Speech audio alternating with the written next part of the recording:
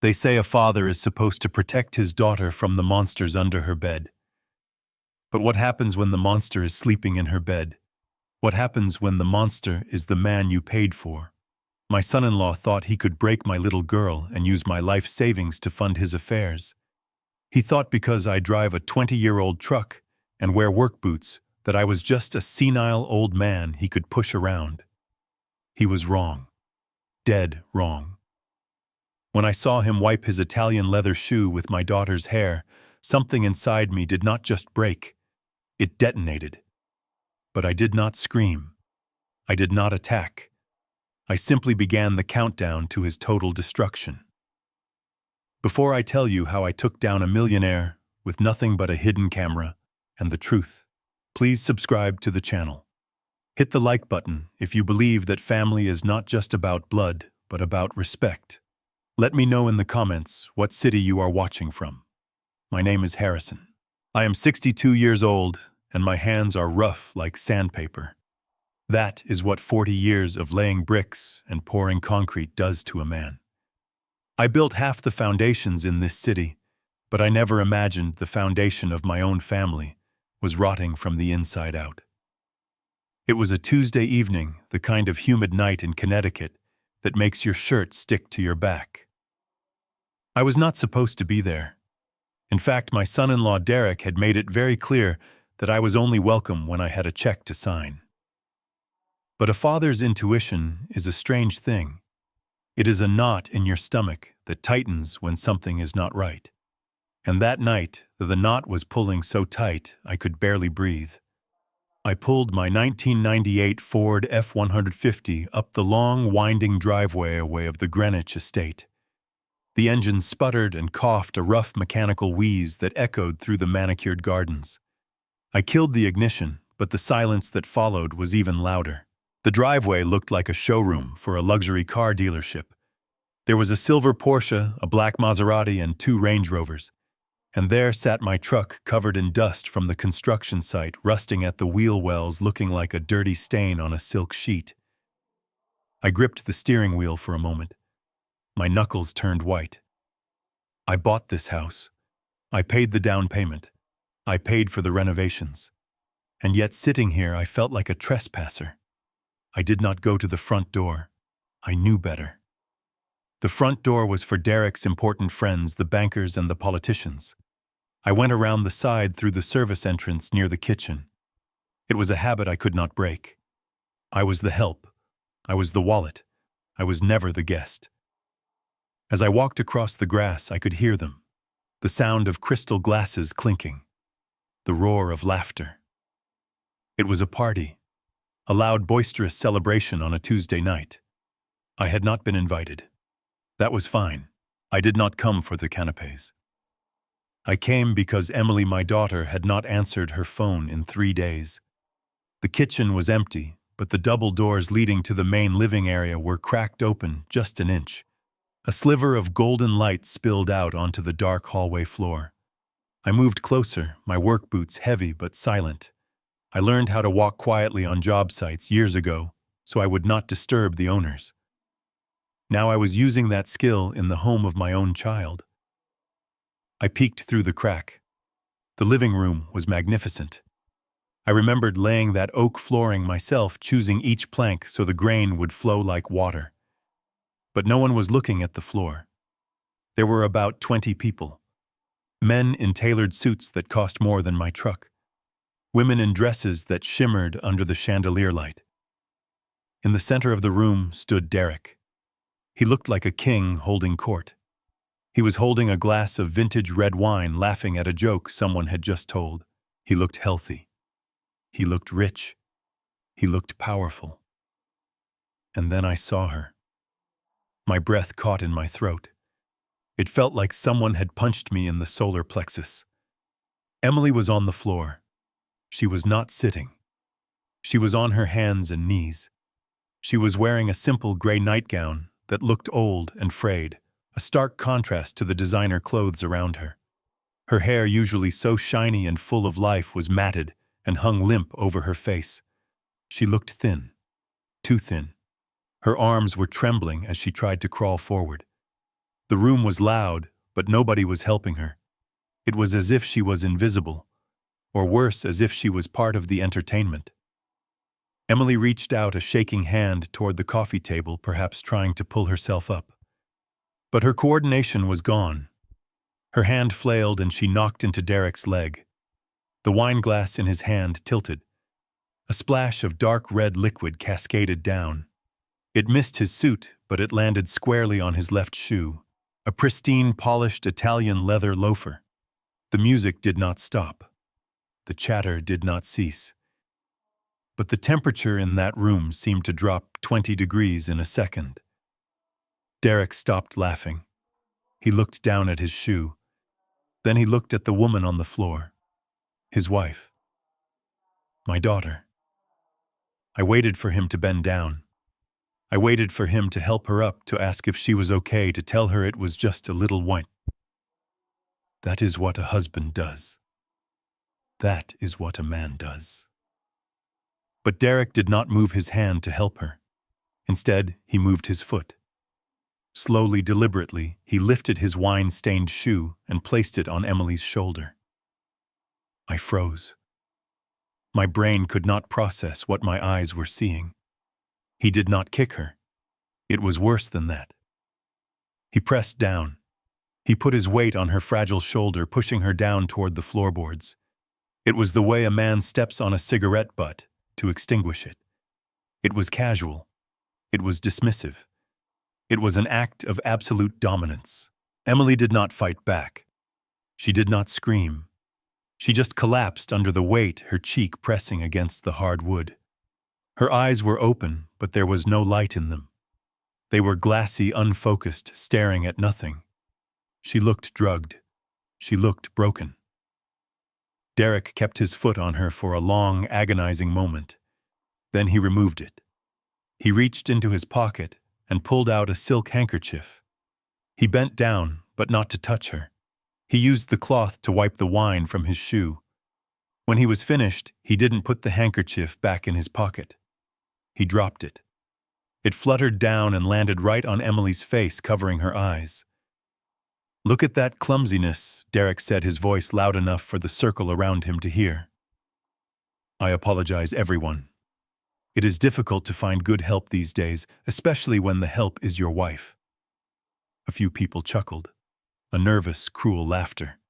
That was the moment. The blood in my veins turned to ice. The vibration of the engine in my truck was gone, replaced by a pounding in my ears that sounded like a war drum. I forgot about the guests. I forgot about the law. I forgot that I was an old man with a bad back. I pushed the double doors open. They swung wide, hitting the walls with a loud crash that silenced the room instantly. The music seemed to cut off.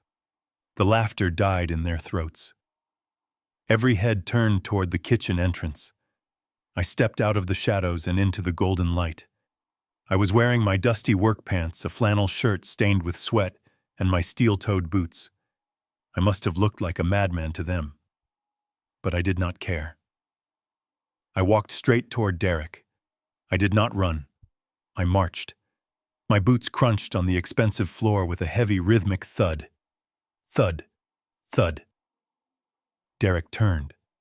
The smirk on his face faltered for a fraction of a second, but then it returned sharper and colder than before. "Well, look who it is," Derek said, spreading his arms as if welcoming a clown to the circus. "Harrison, the builder.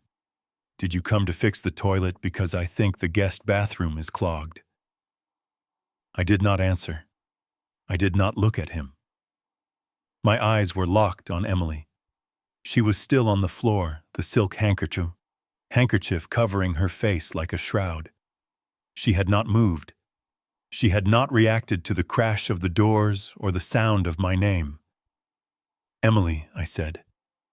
My voice was low, rough, trembling with a rage I was trying to contain. She did not answer. I reached her and knelt down. My knees cracked, but I didn't feel the pain.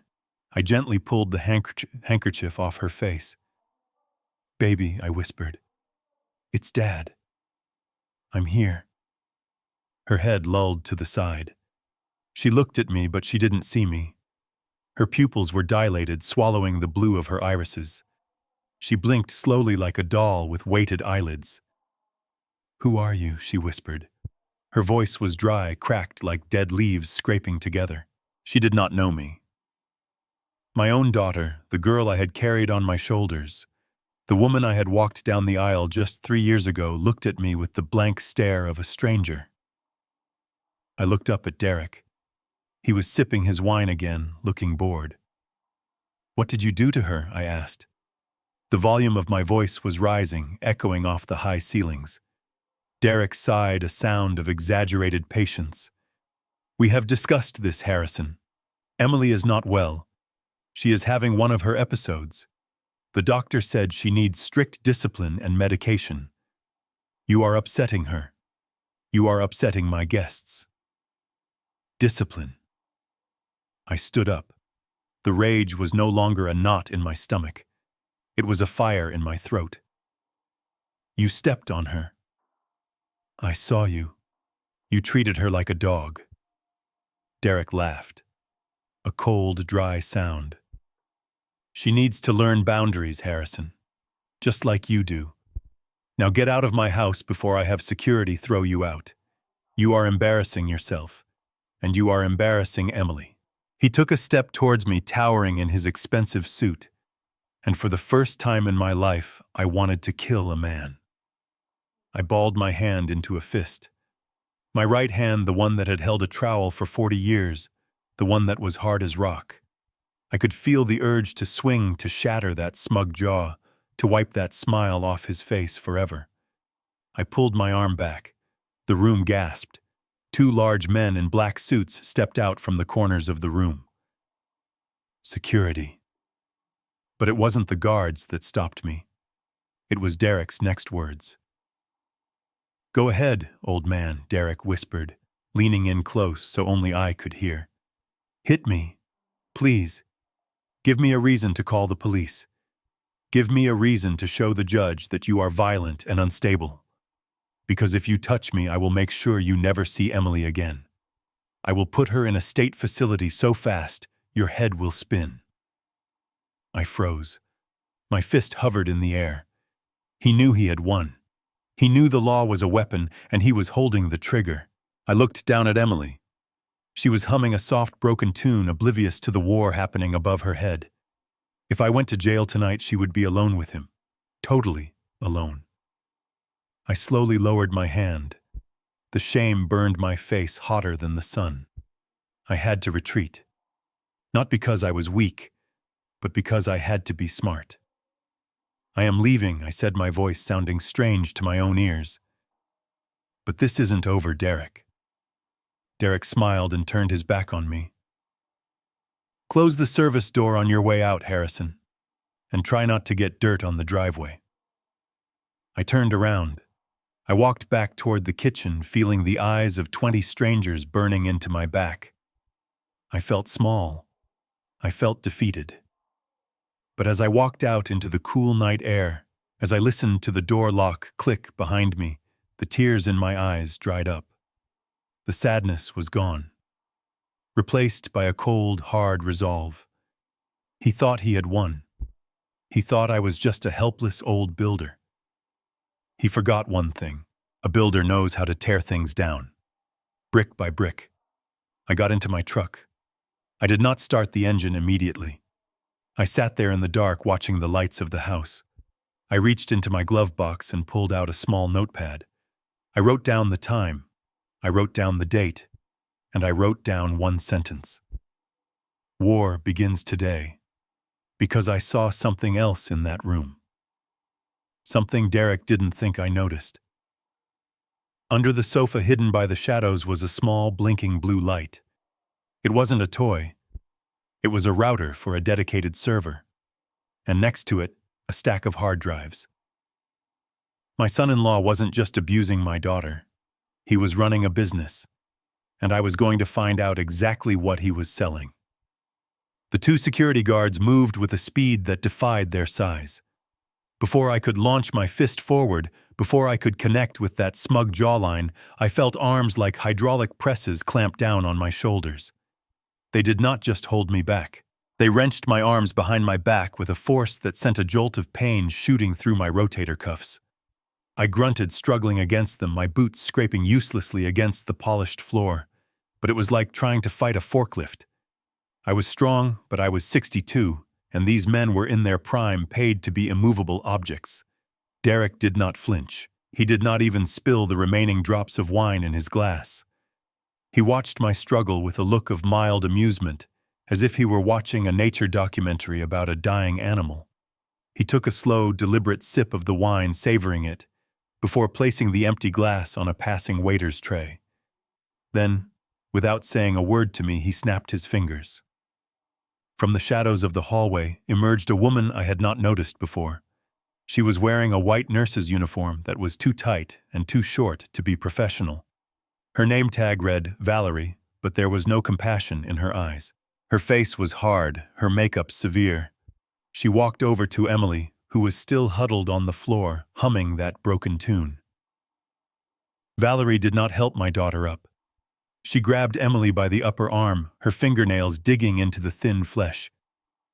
"Up we go, princess," Valerie said, her voice dripping with false sweetness that sounded more like a threat. Emily whimpered. It was a sound that tore my heart in two. I surged forward again, ignoring the pain in my shoulders. "Get your hands off her," I roared. My voice echoed off the high ceilings, making the guests flinch. "She is not a prisoner." Derek stepped between me and them, blocking my view of my daughter. "Actually, Harrison, that is exactly what she is. But we prefer the term ward of the state, or in this case, ward of her loving husband." He reached into the inside pocket of his jacket and pulled out a folded document. He didn't hand it to me. He just held it up close enough for me to see the official seal of the probate court. "Do you know what this is, Harrison?" "It is a conservatorship order, signed by Judge Miller last month. It states that due to Emily's severe cognitive decline and emotional instability, she is incapable of making decisions for herself.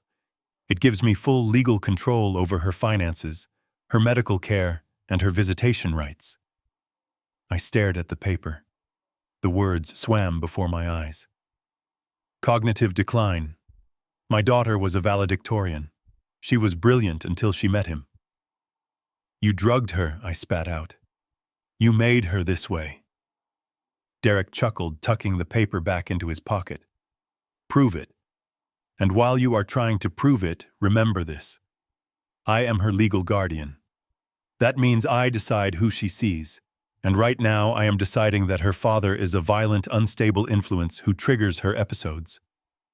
I looked past him. Valerie was dragging Emily toward the stairs. Emily looked back at me, her eyes wide with confusion. "Dad," she whispered. But Valerie yanked her forward, and they disappeared around the corner. "Let her go," I shouted, struggling again. Derek stepped closer, his face inches from mine. I could smell the expensive wine on his breath. "Listen to me very carefully, old man. You have two choices tonight. You can keep fighting these gentlemen. You might even land a punch. And if you do, I will have you arrested for assaulting a senior citizen's caregivers and trespassing. But that is the easy part." He paused, letting the silence stretch out.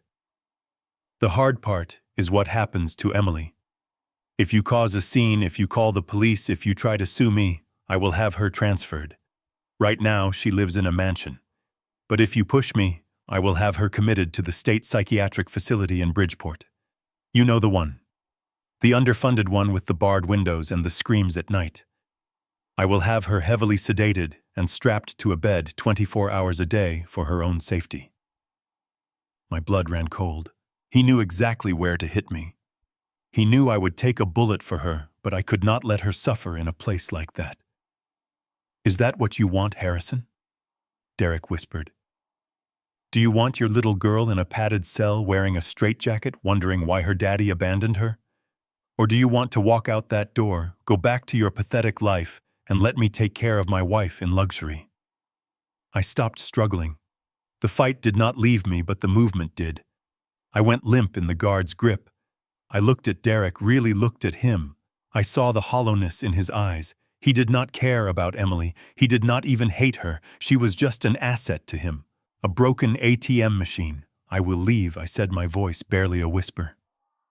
Smart choice, Derek said. He nodded to the guards. Escort Mr. Harrison to his vehicle, and make sure he leaves the property. The guards released my arms, but kept their hands on my shoulders, steering me toward the front door. I did not look back at the guests. I did not look back at the stairs where my daughter had vanished. I walked with my head down, not in shame, but to hide the look in my eyes. They shoved me out the front door, not gently. I stumbled down the stone steps, catching myself on the railing before I hit the pavement. Stay away, Harrison, one of the guards grunted. Next time we won't be so polite. The heavy oak door slammed shut behind me. The sound was like a gunshot in the quiet night. The lock clicked. Then the deadbolt slid into place. I stood there for a moment in the cool night air. The music from inside started up again. The laughter resumed. To them, the interruption was over. The crazy old man was gone. I walked to my truck. My hands were shaking not from fear, but from the adrenaline of restraint. I opened the door and climbed into the cab. The smell of old coffee and sawdust was comforting. It was real. Unlike the perfume and lies inside that house. I gripped the steering wheel, squeezing it until my knuckles turned white. I wanted to drive this truck right through the front door. I wanted to tear that house down board by board. But Derek was right about one thing. Violence would only hurt Emily. He had the law on his side. He had the judges. He had the doctors. I looked up at the window on the second floor. The light was on. That was the master bedroom. Emily was in there with that woman, Valerie. I am not leaving you, baby, I whispered to the darkness. I am just going to get better weapons. I started the engine. The truck roared to life, a defiant growl in the polite silence of the neighborhood. I did not drive away immediately. I pulled the truck down the street and turned into a small service road that ran behind the estate, obscured by a line of thick pine trees. I killed the lights. I killed the engine. I reached under my seat and pulled out my old military binoculars. Derek thought he had won the battle because he had the paper shield of the law. But he forgot that a war is not won in a single skirmish. He thought he had locked me out, but he didn't know that I had spent my entire life finding ways into places where I didn't belong. I raised the binoculars to my eyes and focused on the window. I settled in for the long haul. I would watch. I would wait. And I would find the crack in his armor. Because every structure has a weak point. You just have to be patient enough to find it. The morning sun did not bring clarity. It brought a blinding headache and a sense of dread that settled deep in my bones. I had spent the night in the cab of my truck, watching the house like a ghost. But when dawn broke, I knew I needed more than just binoculars. I needed answers. I needed to understand the enemy. Derek had hidden behind the shield of medical authority, claiming Emily was sick, claiming she was broken. So I went to the source of that claim. The private practice of Dr. Aris was located in a glass building that looked more like a corporate headquarters than a place of healing. The lobby smelled of expensive coffee and leather, not antiseptic. This was concierge medicine. This was healthcare for people who thought they could buy their way out of mortality. I walked in wearing my cleanest shirt, but I still felt out of place. The receptionist looked at my boots with disdain, but when I mentioned Derek's name, her attitude shifted. Power recognizes power, and apparently my son-in-law wielded enough of it here to open doors. Dr. Aris did not keep me waiting. He wanted to handle me. He wanted to neutralize the threat I represented. His office was vast, with a view of the city skyline that probably cost more a month than I made in a year. Aris himself was a small man, impeccably groomed with silver hair and a smile that did not reach his eyes. "Please sit down, Mr. Harrison," he said, gesturing to a chair that was lower than his own. It was a classic power move. He wanted to look down on me. I sat. I did not want tea. I did not want water. I want to see my daughter's files, I said. I want to know why she didn't recognize her own father. Aris sighed, a practiced sound of professional sympathy. He opened a thick leather folder on his desk. He did not hand it to me. He turned it around, pointing at complex charts and scans that looked like storms on a weather map. I understand your distress, he began, his voice smooth like oil. It is always hard for families to accept the reality of early-onset cognitive degeneration. Emily is suffering from a very aggressive form of frontal lobe deterioration. It affects memory, emotional regulation, and motor skills. He tapped a gray smudge on the brain scan. You see this shadowing here? This is irreversible damage. To be honest, Mr. Harrison, I am surprised you did not notice the signs earlier. Given your late wife's history, we believe this is genetic. A hereditary curse, if you will. I gripped the armrests of the chair. My wife Sarah had died of a stroke. It was sudden. It was tragic. But she was never crazy. She never forgot my name. Do not bring Sarah into this, I warned, my voice low. Aris leaned back, steepling his fingers. I am not trying to be cruel. I am being clinical. Emily has the same genetic markers. The outbursts, the confusion, the catatonic states. It is all part of the progression. Derek has been a saint, truly. He has hired the best specialists. He has kept her at home when most husbands would have institutionalized her. The medication we have her on is a heavy sedative, yes, but it is necessary to stop her from hurting herself. He spoke with such confidence. He used words like neuroplasticity and synaptic misfiring. He threw Latin terms at me like stones, building a wall of jargon that I could not climb. For a moment, just a terrifying moment, I doubted myself. I looked at the gray smudge on the paper. Was I wrong? Was I just a stubborn old man in denial? Maybe Emily really was sick. Maybe Derek was protecting her from herself, and I was the villain here. The guilt washed over me. If this was genetic, if this was something Sarah passed down, then it was my fault too. I had given her this life. I had given her this blood. I rubbed my face with my hands, feeling the stubble on my chin. I felt small. I felt uneducated. I felt defeated by the weight of science. But then the sun shifted. A beam of light cut through the window and hit the doctor's wrist. It glittered.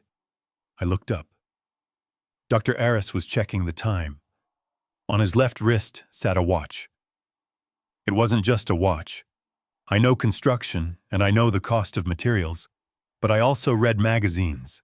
I know what success looks like. It was a Patek Philippe Nautilus, stainless steel with a blue dial. I froze. That was a $100,000 watch. Maybe more on the secondary market. I looked around the office again. The furniture was custom. The art on the walls was original. This was a doctor's office, yes. But general practitioners, even specialists, do not wear the price of a small house on their wrist unless they have a very specific, very lucrative type of clientele, or unless they are being paid to write fiction. The doubt in my mind evaporated, replaced by the cold clarity of suspicion. A doctor who treats patients with kindness does not wear a trophy like that while telling a father his daughter is brain dead. That watch was a bribe. It was a payout. I needed to be sure. I needed proof that this file was a fabrication. Just as I was staring at the watch, the phone on his desk buzzed. A red light flashed. Aris glanced at it and frowned. "Excuse me," he said, standing up. "This is the hospital board. I have to take this. I will be right back. Take a moment to process what I have told you." He walked out of the room, closing the heavy door behind him. He was arrogant. He thought I was broken. He thought I was just a grieving, confused blue-collar worker who wouldn't understand what he was looking at.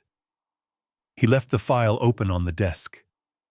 My heart hammered against my ribs like a trapped bird. I did not hesitate. I did not think about the cameras that might be in the room. I thought about Emily on the floor. I lunged forward. I did not try to read the charts.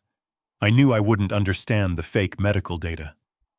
I looked for the identification numbers, the trail.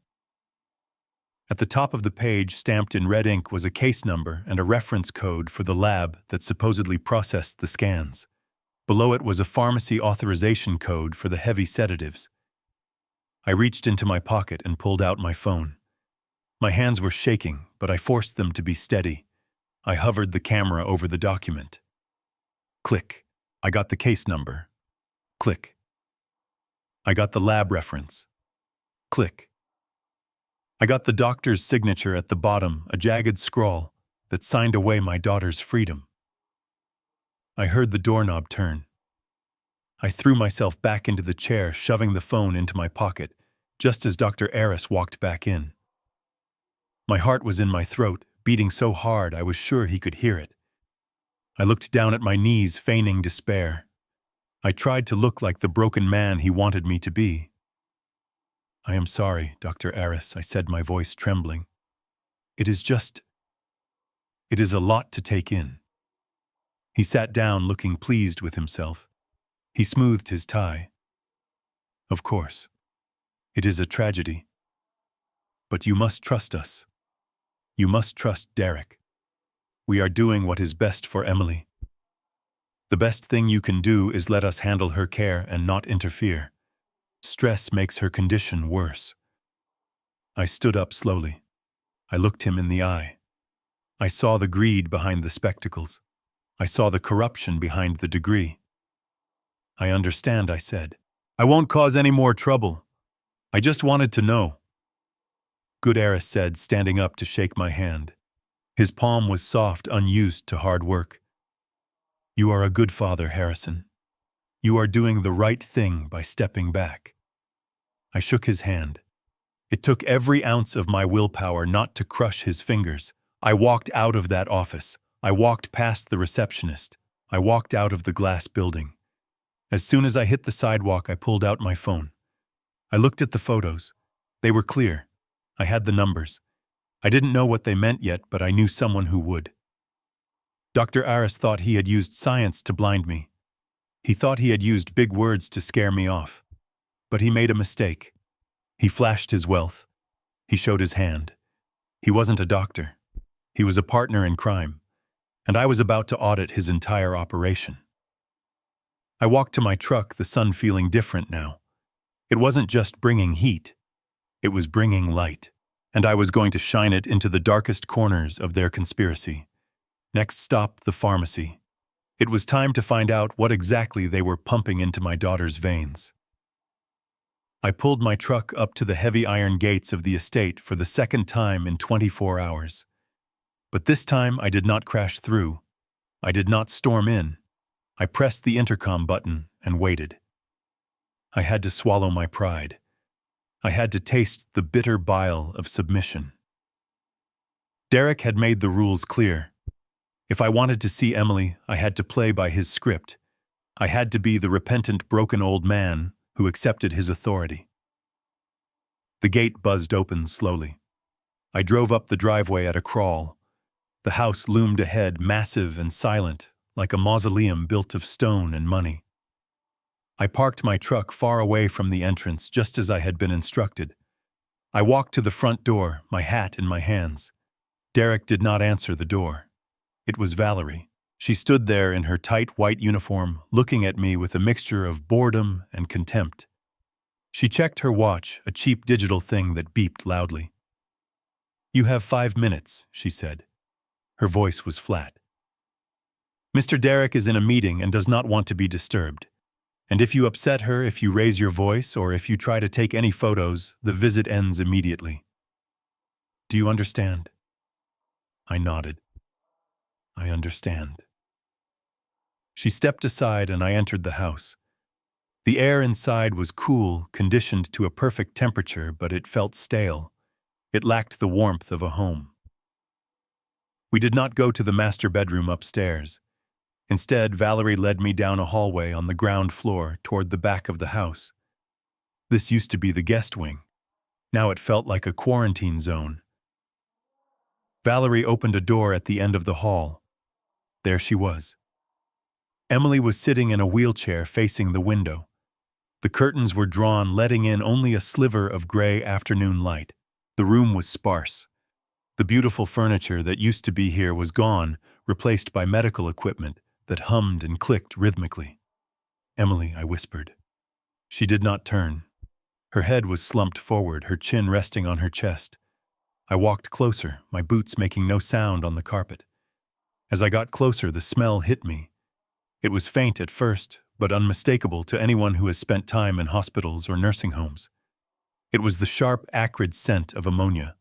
Urine. Old urine that had soaked into fabric and skin. But layered over it, thick and cloying, was the smell of cheap lavender air freshener. It was a chemical mask, a desperate attempt to cover up the stench of neglect.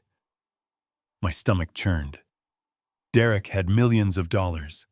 He wore suits that cost thousands. And yet my daughter was sitting here smelling like she had been left in a soiled bed for hours. I reached her side and knelt down. I wanted to scream.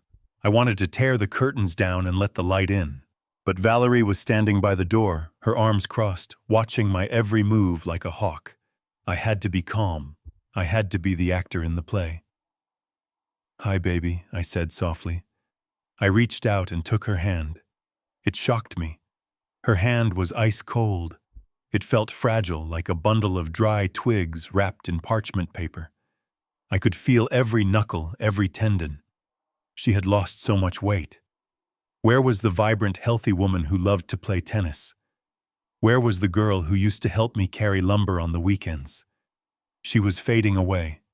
She was evaporating right in front of me. I rubbed her hand between mine, trying to transfer some of my warmth, some of my life force into her. "Emily, look at me. It is Dad."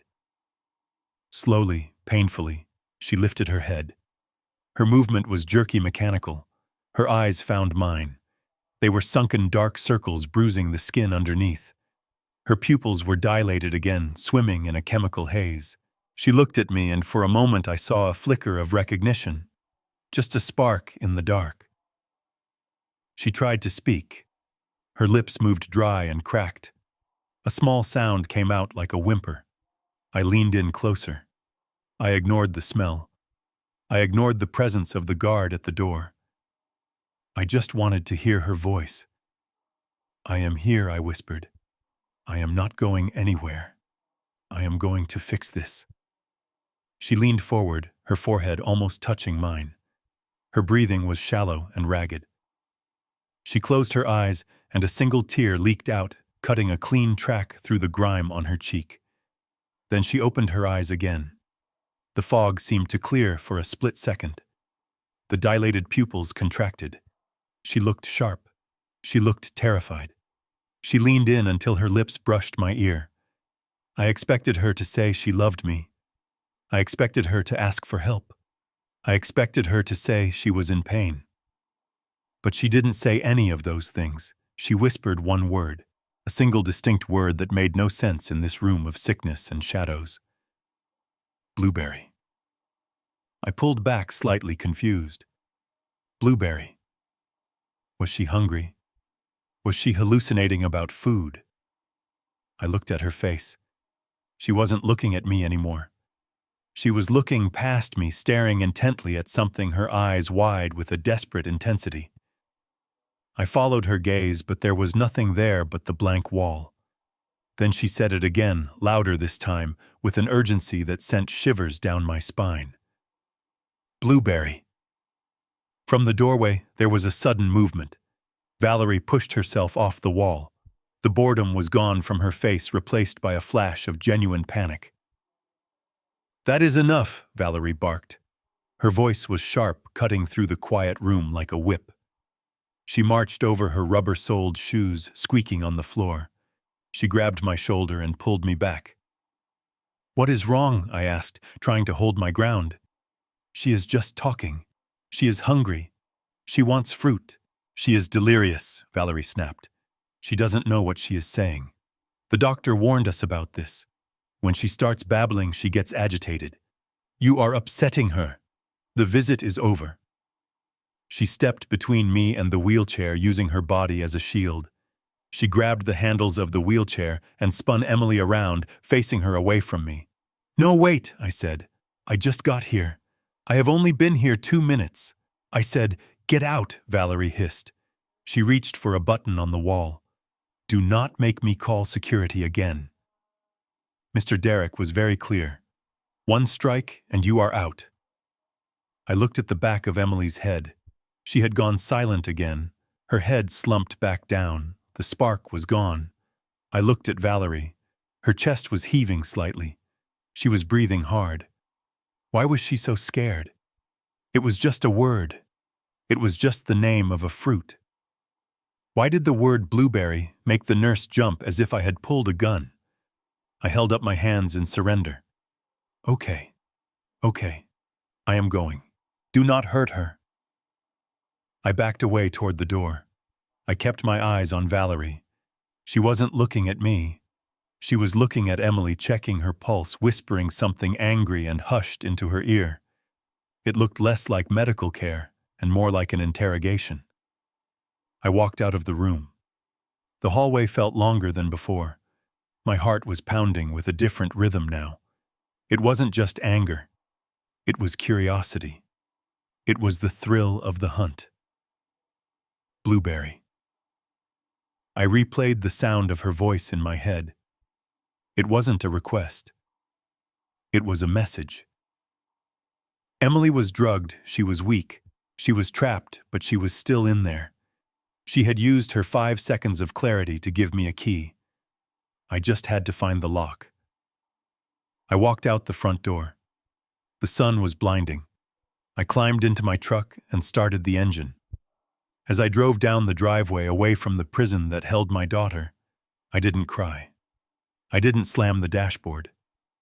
I started thinking. Blueberry. Was it a password? Was it a place? Was it a memory from her childhood? I thought about the summers we spent at the lake house. We used to pick berries. But we picked blackberries, not blueberries.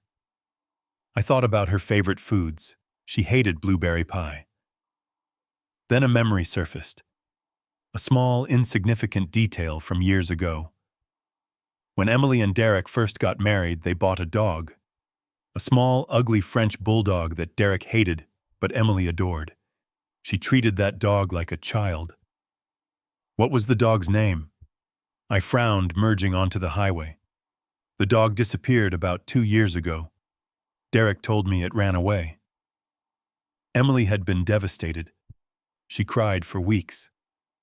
I closed my eyes for a second at a red light digging through the archives of my memory.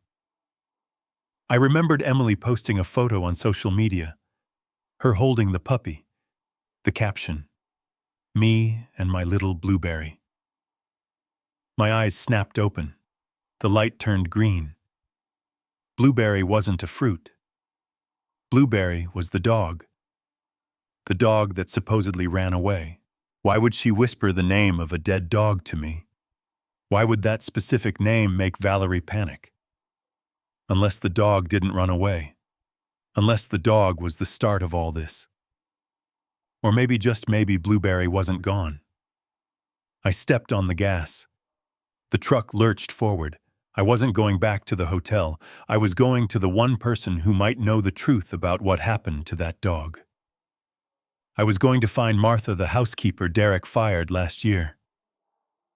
Derek thought he had silenced Emily. He thought he had broken her mind. But he forgot that love speaks a language that drugs cannot erase. He forgot that a father and daughter have a connection that transcends walls and guards. He gave me 5 minutes. He thought it was an act of mercy. But in those 5 minutes, he gave me the weapon that would end him. I did not go back to the hotel that night. The idea of lying in a strange bed staring at a ceiling fan while my daughter sat in her own filth just a few miles away was impossible. Sleep was a luxury for men who had peace of mind, and I had none. Instead, I drove my truck up to the ridge overlooking the estate. It was a spot teenagers used to use for drinking, but tonight it was empty. It offered a perfect, unobstructed view of the valley below, And right in the center, glowing like a radioactive sore, was Derek's house. I reclined the seat of my Ford, as far back as it would go, which wasn't much. The springs dug into my lower back, a familiar ache that reminded me of my years pouring concrete foundations. I wrapped myself in an old wool blanket I kept behind the seat for emergencies. This was an emergency. It was the coldest kind of emergency. I settled in with my binoculars. These weren't birdwatching toys. They were military surplus, heavy and rubberized, capable of gathering light even in the dead of night. I adjusted the focus until the house jumped into sharp relief. It looked peaceful from here. It looked majestic. But I knew it was a lie. It was a beautiful tomb. The hours ticked by slowly. Midnight came and went. One by one, the lights in the neighborhood flickered out. The world went to sleep, but not the house below me. At 2 a.m, the ground floor was dark, but the master bedroom on the second floor, the room that faced the valley, was still blazing with light. That was the room Emily and Derek used to share. That was the room where I had installed the crown molding myself as a wedding gift. I watched the window. The curtains were sheer, offering no privacy against the darkness outside. I saw movement. 2 shadows passed back and forth. One was tall and broad. Derek. The other was curvaceous, moving with a fluid confidence. It wasn't Emily. Emily was in a wheelchair downstairs, smelling of urine. This was Valerie. I watched as the shadows merged. I watched as Derek pulled the woman close, his hands roaming over her body with a familiarity that made my stomach turn. They weren't checking medical charts. They weren't discussing patient care. They were lovers. I lowered the binoculars for a moment, squeezing my eyes shut. I had suspected it, of course. The way she looked at him, the way she defended him. But seeing it was different. It was a physical blow. That woman, that fake nurse, was sleeping in my daughter's bed, living my daughter's life, while actively participating in her torture. It wasn't just greed. It was a complete erasure of Emily's existence. They had buried her alive so they could play house on top of her grave. I took a sip of cold coffee from my thermos. It was bitter, but it kept the rage focused. I raised the binoculars again. 3 a.m. The lights in the bedroom finally dimmed, but they didn't go out completely. Then movement caught my eye down below. A pair of headlights cut through the mist at the bottom of the hill. A vehicle was approaching the estate. It wasn't a sports car. It was a box truck, a delivery van. I checked my watch. Who delivers packages at 3 a.m? The truck didn't go to the front gate. It turned onto the service road, the same one I had used to sneak in. It bypassed the main entrance and rolled quietly around to the back of the house near the kitchen and the basement access. The driver killed the lights before the truck even came to a full stop. This wasn't a standard Amazon delivery. This was something off the books. I zoomed in. The side of the truck had a logo, but it was dark. I squinted, straining my eyes against the lenses. It was a stylized grapevine. Vintage Vaults. I knew that name. They were a high-end wine distributor. They dealt in bottles that cost more than a mortgage payment. 2 men jumped out of the truck. The back door of the house opened immediately. Derek stepped out. He was wearing a silk robe, holding a flashlight. He didn't look like a grieving husband dealing with a sick wife. He looked like a CEO supervising a shipment. The men started unloading crates. Wooden crates. I counted them. 1, 2, 5, 10. I focused on the markings on the wood. Petrus. Romance Conti. I did the math in my head. Each of those crates could be worth $50,000. Maybe more. He was stocking the cellar. He was buying liquid gold while claiming he needed control of Emily's trust fund for her medical bills. But then the cargo changed. After the wine, the men started pulling out different boxes. These were cardboard, sleek and black. They weren't wine, they were electronics. I adjusted the focus ring trying to read the labels. I caught a glimpse of a logo as Derek shined his flashlight on a box to check the invoice. It was a green eye, NVIDIA, and another box that looked like a server rack unit. Computer parts, high-end processing units, the kind of stuff used for massive data crunching, or crypto mining, or something else that required immense power. Why would a man who claimed his wife was bankrupting him with medical costs be buying industrial-grade server equipment in the middle of the night? Derek pointed to the basement door. The men hauled the electronics down into the darkness. This wasn't just a lifestyle. This was an operation. The delivery took 20 minutes. Derek signed a clipboard, handed the driver a thick envelope that I assumed was cash, and waved them off. The truck reversed and drove away, disappearing into the night. Derek stood there for a moment, looking out at the darkness. He looked right up at the hill where I was parked. For a second, I thought he saw me. I held my breath, my hand hovering over the ignition key. But he just stretched, yawned, and walked back inside, locking the door behind him. I grabbed my notepad. I wrote down the time. I wrote down the name, Vintage Vaults. And I wrote down the license plate of the truck which I had managed to catch as it turned under a street lamp. I looked at the notes. The picture was becoming clearer. They told the court Emily was insane. They told the world they were exhausted caregivers. But the truth was in the receipts. Derek was washing money. Or he was hiding it. He was converting Emily's inheritance into untraceable assets. Wine that could be sold for cash. Cryptocurrency that could be moved offshore. He wasn't just a bad husband. He was a financial predator. And Emily. She wasn't a patient. She was the hostage that kept the bank account open. As long as she was alive and incapacitated, he had the power of attorney.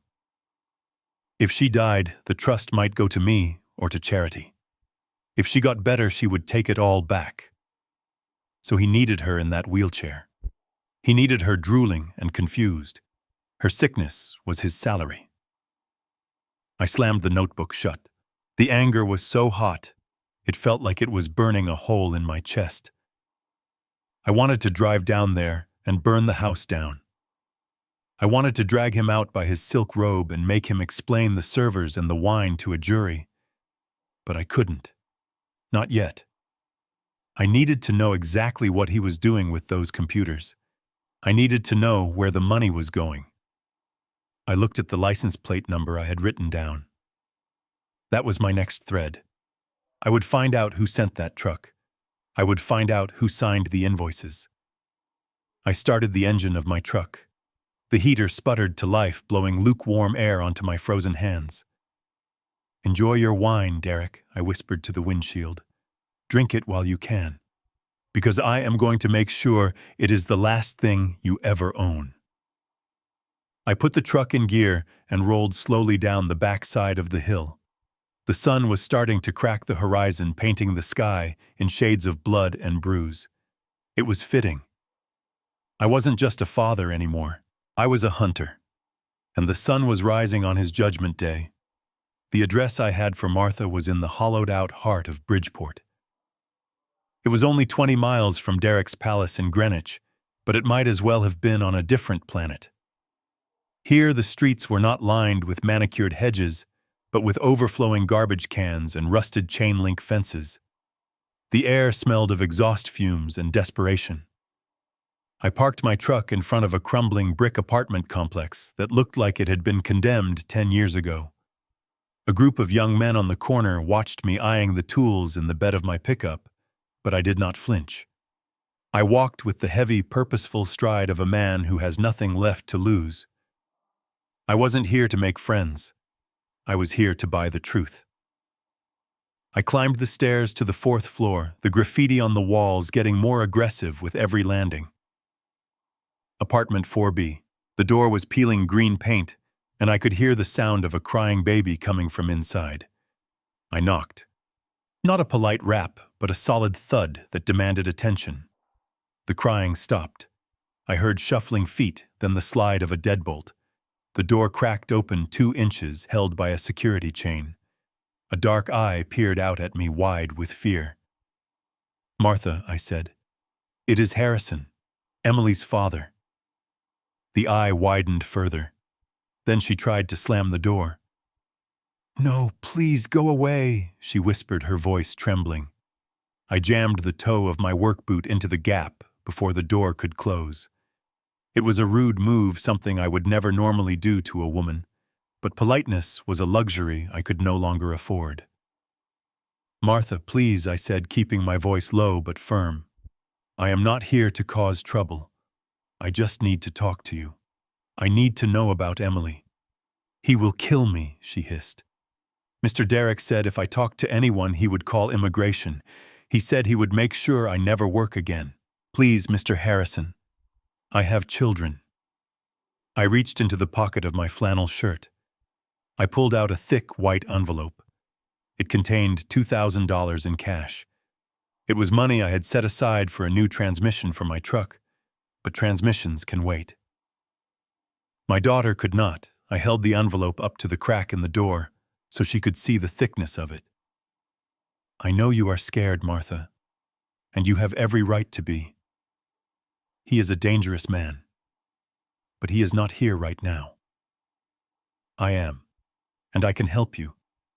There is enough in here to pay your rent for 3 months. I do not want you to testify in court. I do not want you to sign a paper. I just want you to tell me what happened in that house." She hesitated. Her eyes flicked from my face to the envelope, then back to my face. She saw the desperation in my eyes, a mirror of her own. Slowly, the tension in the door released. The chain rattled as she unhooked it. The door creaked open. Martha looked 10 years older than the last time I saw her. She was thin, her hands rough from scrubbing other people's floors. She ushered me in and quickly locked the door behind me. The apartment was tiny, smelling of boiled cabbage and bleach, but it was clean. "Sit," she said, pointing to a worn-out sofa. "I will not make tea. We do not have time." I sat on the edge of the cushion, the envelope still in my hand.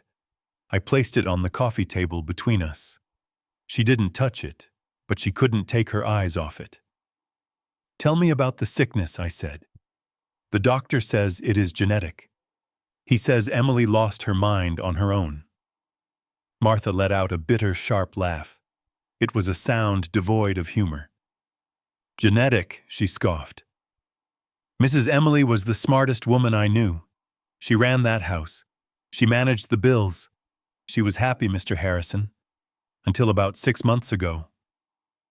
"What changed?" I asked. Martha leaned forward, lowering her voice as if Derrick might have microphones in the walls of this slum. "It started when she refused to sign the papers," Martha said. "Mr. Derrick brought home a stack of documents. He said it was for tax purposes, but Mrs. Emily read them. She told me in the kitchen that he was trying to mortgage the house to buy something called servers. She said no. She said she would not let him gamble away her father's hard work." My jaw tightened. I knew it. "They fought," Martha continued. "Screaming matches. He broke things. But she stood strong. She told him she was going to file for divorce. And then I prompted. Then came the nurse. Valerie." Martha spat the name out like it was poison. "Mr. Derrick said Mrs. Emily was too stressed and needed professional care." Valerie moved into the guest room. The next morning, Valerie started making the smoothies. "Smoothies," I repeated. Every morning, Martha said. "Green juice. Spinach, kale, fruit.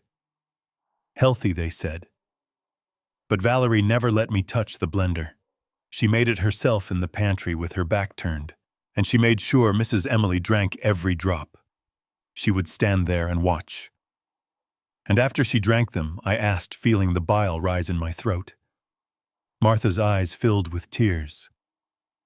20 minutes later, Mrs. Emily would get dizzy.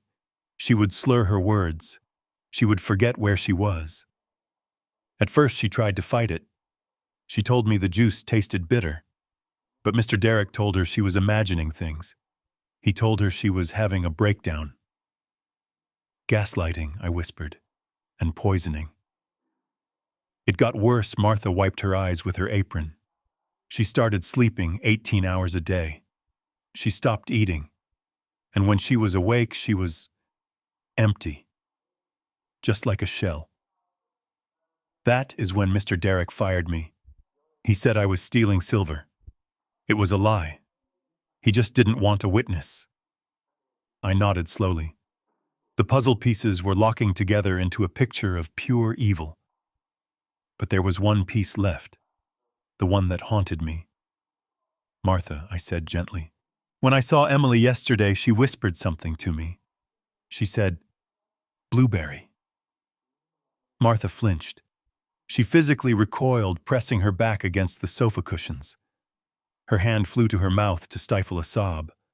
The room went silent except for the distant sound of traffic. "You know what it means," I said. "It wasn't fruit, was it?" Martha shook her head violently. "No. It was the dog. The little French bulldog. Mrs. Emily loved that dog more than anything. It was her baby before she could have babies." "I know," I said. "Derek told me it ran away." Martha closed her eyes, tears streaming down her face. "It did not run away, Mr. Harrison." She took a deep breath, shaking so hard the coffee table vibrated. It was the night Mrs. Emily said she was calling her lawyer. She was still strong then. She told Mr. Derek she was leaving him. Mr. Derek didn't hit her. He just smiled. He picked up the dog. Blueberry was sleeping on the rug. I leaned forward, my hands clenched into fists. "He took the dog to the balcony," Martha whispered. "It was the second floor." Mrs. Emily screamed. She begged him. She said she would sign anything. She said she would do anything. And I asked, my voice barely audible. "He dropped him." Martha sobbed. "He dropped poor Blueberry right off the balcony onto the patio stones." I felt the blood drain from my face. "But that wasn't enough for him," Martha continued, her voice cracking. "He made her go down and look. He made her look at the body. And he told her, 'If you ever try to leave me, if you ever call your father, this is what happens to things you love.'" The silence in the room was heavy, suffocating. "That is when she broke, Mr. Harrison," Martha whispered. "That is when the light went out in her eyes. It wasn't the drugs. It was the fear.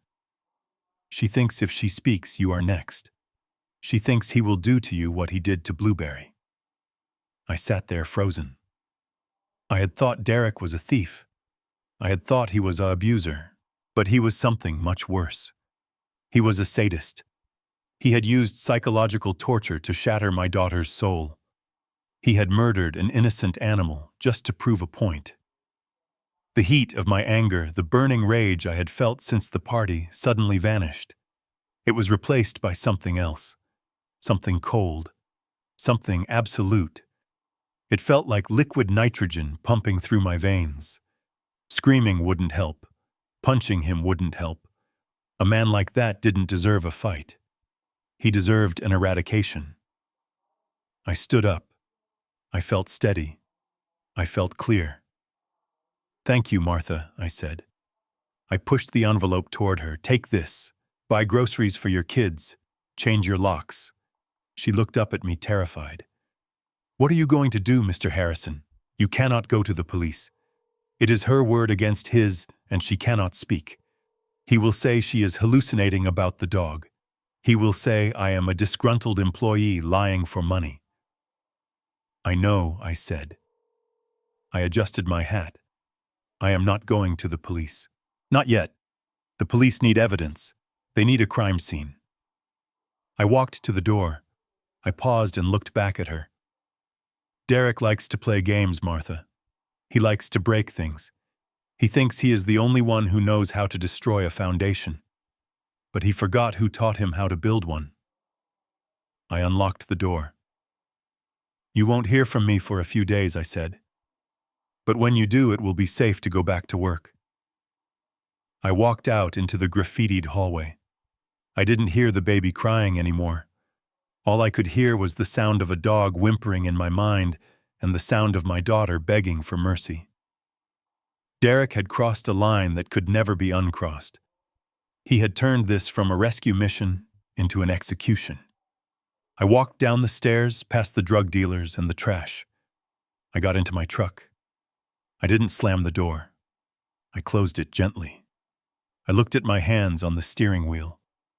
They were calm. I needed a lawyer, but not a nice one. I needed a shark. I needed someone who knew where the bodies were buried because he had helped bury them. I started the engine. It was time to call Leo Katz. Leo Katz was the kind of lawyer you called when you did not want justice. You called Leo when you wanted revenge.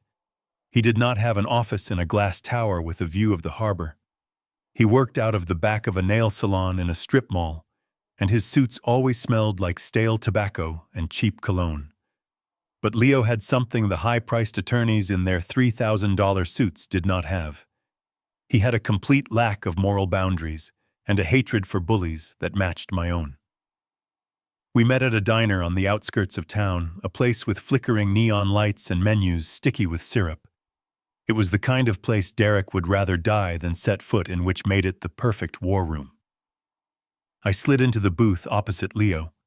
He was already there nursing a black coffee that looked like motor oil. He looked terrible. His tie was loose, his shirt was wrinkled, and there were dark bags under his eyes that looked like bruises. But when he looked up at me, his eyes were sharp. They were the eyes of a shark smelling blood in the water.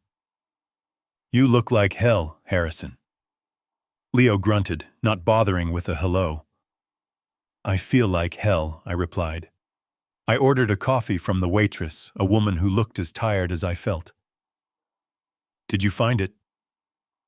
Leo reached into his briefcase, a battered leather thing that looked like it had survived a war zone. He pulled out a thick stack of papers and slapped them onto the Formica table. The sound made the silverware rattle. "I did not just find it, Harry. I performed an autopsy on your son-in-law's finances. And let me tell you, the corpse is rotting." He opened the file. It was a chaotic mess of spreadsheets, bank statements, and printouts from offshore accounts. Leo tapped the top page with a yellow, stained finger. "Derek is not rich," Leo said, his voice a low growl. "He is a magician. It is all smoke and mirrors. He has been leveraging the house, the cars, even the furniture to cover his losses." "Losses from what?" I asked. Leo flipped the page. "Crypto," he said, spitting the word out like a curse. "Your boy thinks he is the Wolf of Wall Street. He put $15 million into speculative coins. Not Bitcoin, not Ethereum. Garbage. Pump and dump schemes run by teenagers in basements." I stared at the numbers. Red ink everywhere. Negative balances. Overdraft fees. 15 million, I whispered. That is almost everything Sarah and I saved. That is Emily's future. "It is gone," Leo said brutally. "Vaporized into the digital ether." But that is not the worst part. He pulled out another document. This one looked official. It had the seal of the trust fund I had set up for Emily 10 years ago. "He is desperate, Harry. He has burned through the liquid cash. He has maxed out the credit lines. The sharks are circling. I found emails from some very scary people demanding repayment for loans he took out to cover his margin calls. He needs money, and he needs it yesterday. And there is only one pot of gold left, I realized." "Exactly." Leo nodded. "The principle of the trust. There is $10 million sitting in a secured account. It is the safety net you built for Emily. Derek has been trying to crack it for months. That is why he got the conservatorship. He thought if he had legal control over Emily, he could drain the account. But he can't," I said, remembering the clauses I had insisted on. Leo grinned, revealing teeth stained by coffee. "Because you are a paranoid old bastard, And for once, that pays off. The trust has a safety valve. In the event of incapacitation, the spouse cannot access the principal without the co-signature of the original grantor. Me, I said. You, Leo, confirmed.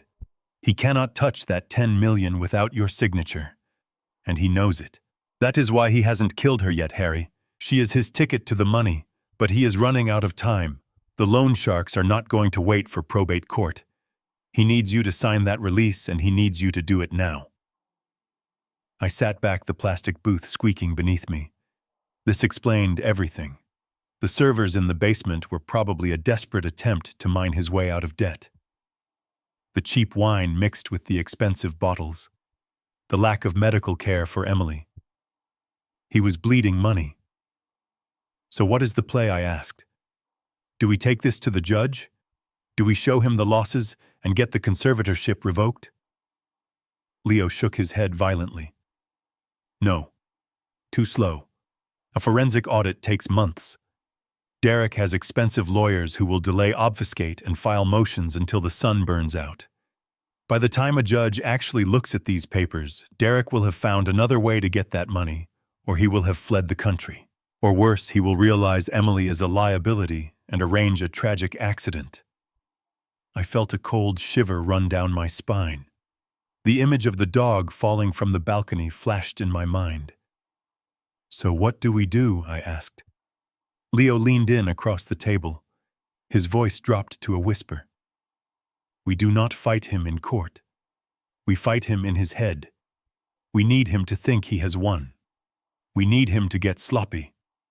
He pulled a pen out of his pocket and drew a circle on a napkin. Derek is arrogant, Leo said. He thinks you are a senile, emotional old construction worker. He thinks he can bully you, but he also needs you. So we are going to give him what he wants. I frowned. You want me to sign? Leo shook his head. No. I want you to dangle the signature. I want you to be the carrot. You are going to call him. You are going to apologize for the scene at the party. You are going to tell him that the stress was too much for you. You are going to tell him that your doctor found an irregularities or... Oh, her heart. I raised an eyebrow.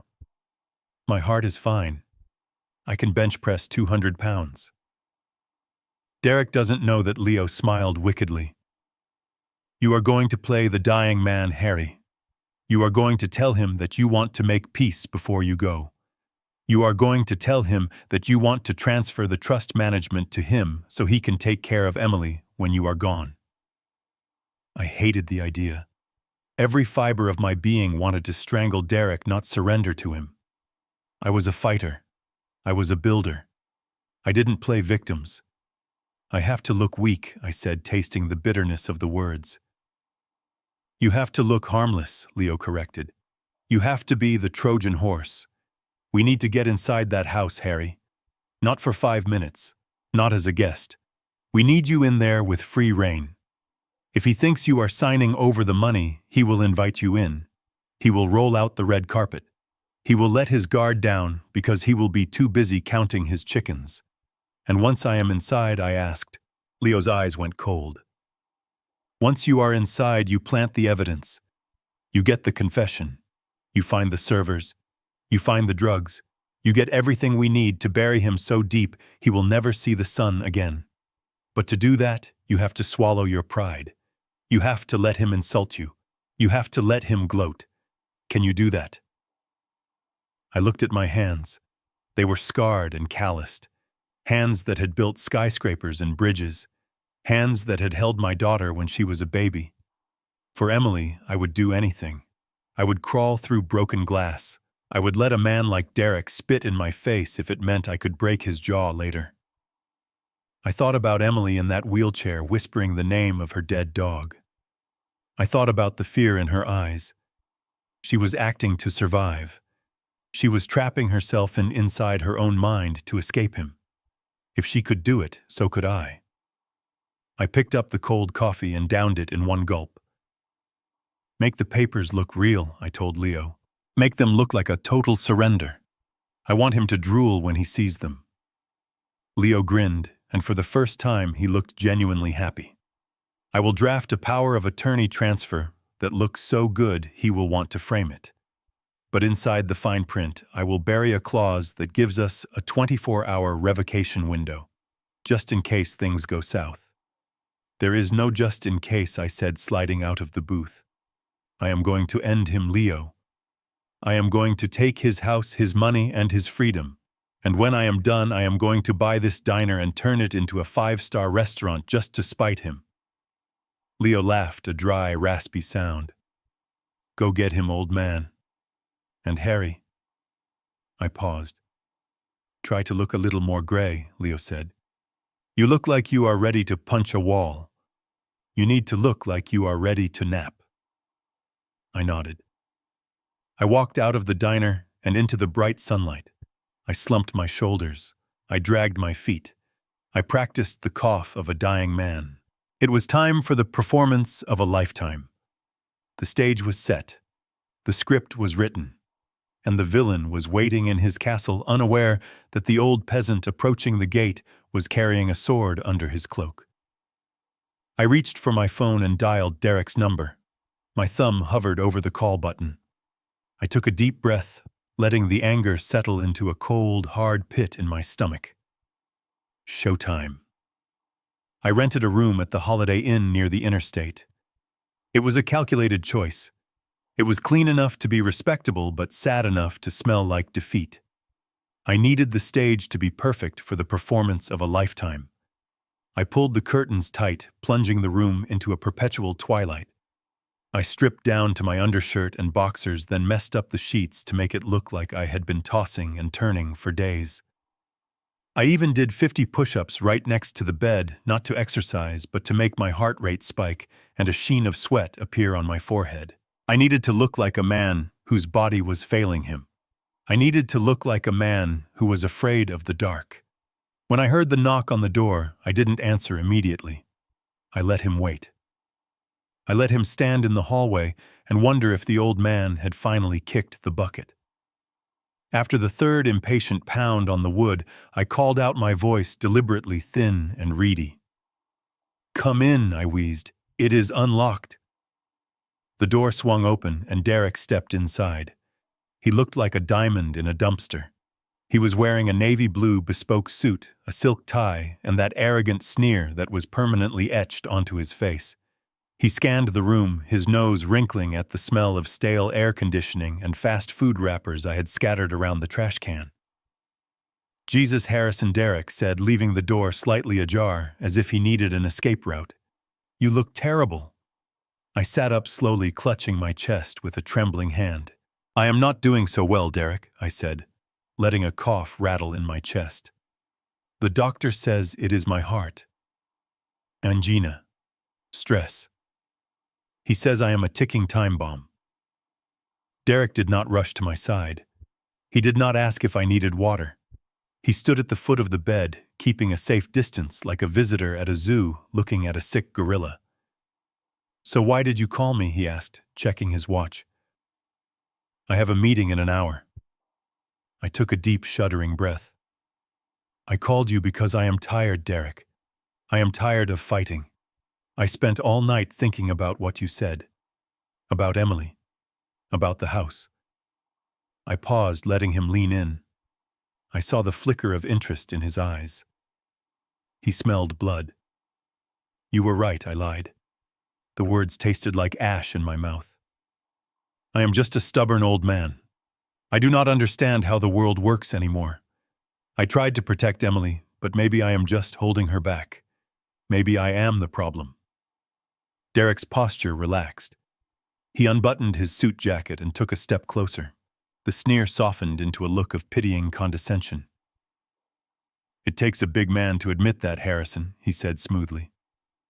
"I have always said you mean well. You are just outdated." I nodded, staring at my hands. "I do not want to die fighting my family. I want to make things right. I want to ensure Emily is taken care of before I go." I reached for the nightstand, my hand shaking violently. I knocked over a bottle of pills, just vitamins, but he didn't know that before grabbing the manila envelope Leo had prepared. I want you to take over, I said, holding the envelope out to him. This is the transfer of management for my construction company. The equipment, the contracts, the land. It is all there. I cannot run it anymore. My heart cannot take the stress. I want you to sell it or manage it, whatever you think is best. Just use the money to take care of Emily. Derek's eyes widened. He knew the value of my company. It wasn't a Fortune 500 corporation, but I had millions in heavy machinery and prime real estate. To a man drowning in debt, this was a life preserver made of solid gold. He snatched the envelope from my hand. He didn't even try to be polite about it. He ripped it open and pulled out the documents. I watched him scan the pages. Leo had done a masterful job. The top page was a standard transfer of assets. It looked like a total surrender. It looked like I was handing him the keys to the kingdom. But Derek was so blinded by greed, he didn't read the fine print on page 4. He didn't see the clause that defined this as a temporary stewardship subject to a competency review of the grantor me within 48 hours. He didn't see that by signing this, he was legally acknowledging a fiduciary duty to me, which meant I could audit his entire financial life if he mismanaged a single cent. This is generous. Derek said, his voice trying to sound neutral, but I could hear the excitement trembling underneath. You are making the right decision, Harrison. I can modernize the business. I can liquidate the outdated assets and invest in high-yield portfolios. I am sure you can, I whispered. Just sign it, Derek. Take the burden off my shoulders. Please. He pulled a gold fountain pen from his pocket. He didn't hesitate. He didn't say, let me have my lawyer look at this. He was like a starving man presented with a steak. He scribbled his signature on the dotted line.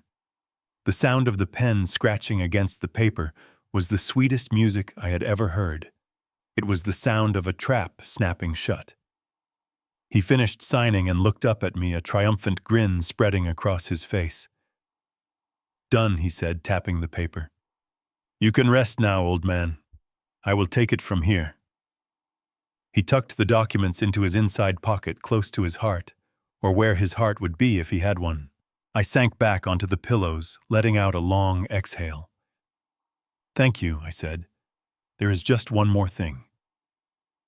What is it? Derek asked, already turning toward the door. I want to see her, I said. I want to see Emily. If this is the end for me, I want to see my daughter one last time. As a family. Derek paused. He tapped his chin, calculating. Now that he had my company, now that he thought I was dying and compliant, I was no longer a threat. I was just a pathetic loose end to be tied up. We are having a gala this Saturday, he said. A fundraiser for the foundation. It will be at the house. Very high profile. The governor might be there. He looked at me, scanning my undershirt. If you can clean yourself up and if you promise to behave, you can come. I will bring Emily down. We can take a family photo. It will look good for the press. A family photo. That was all we were to him. A prop for his public image. I will be there, I promised. I will be on my best behavior. Good, Derek said. He opened the door. Get some rest, Harrison. You look like you have one foot in the grave. He walked out, whistling a cheerful tune.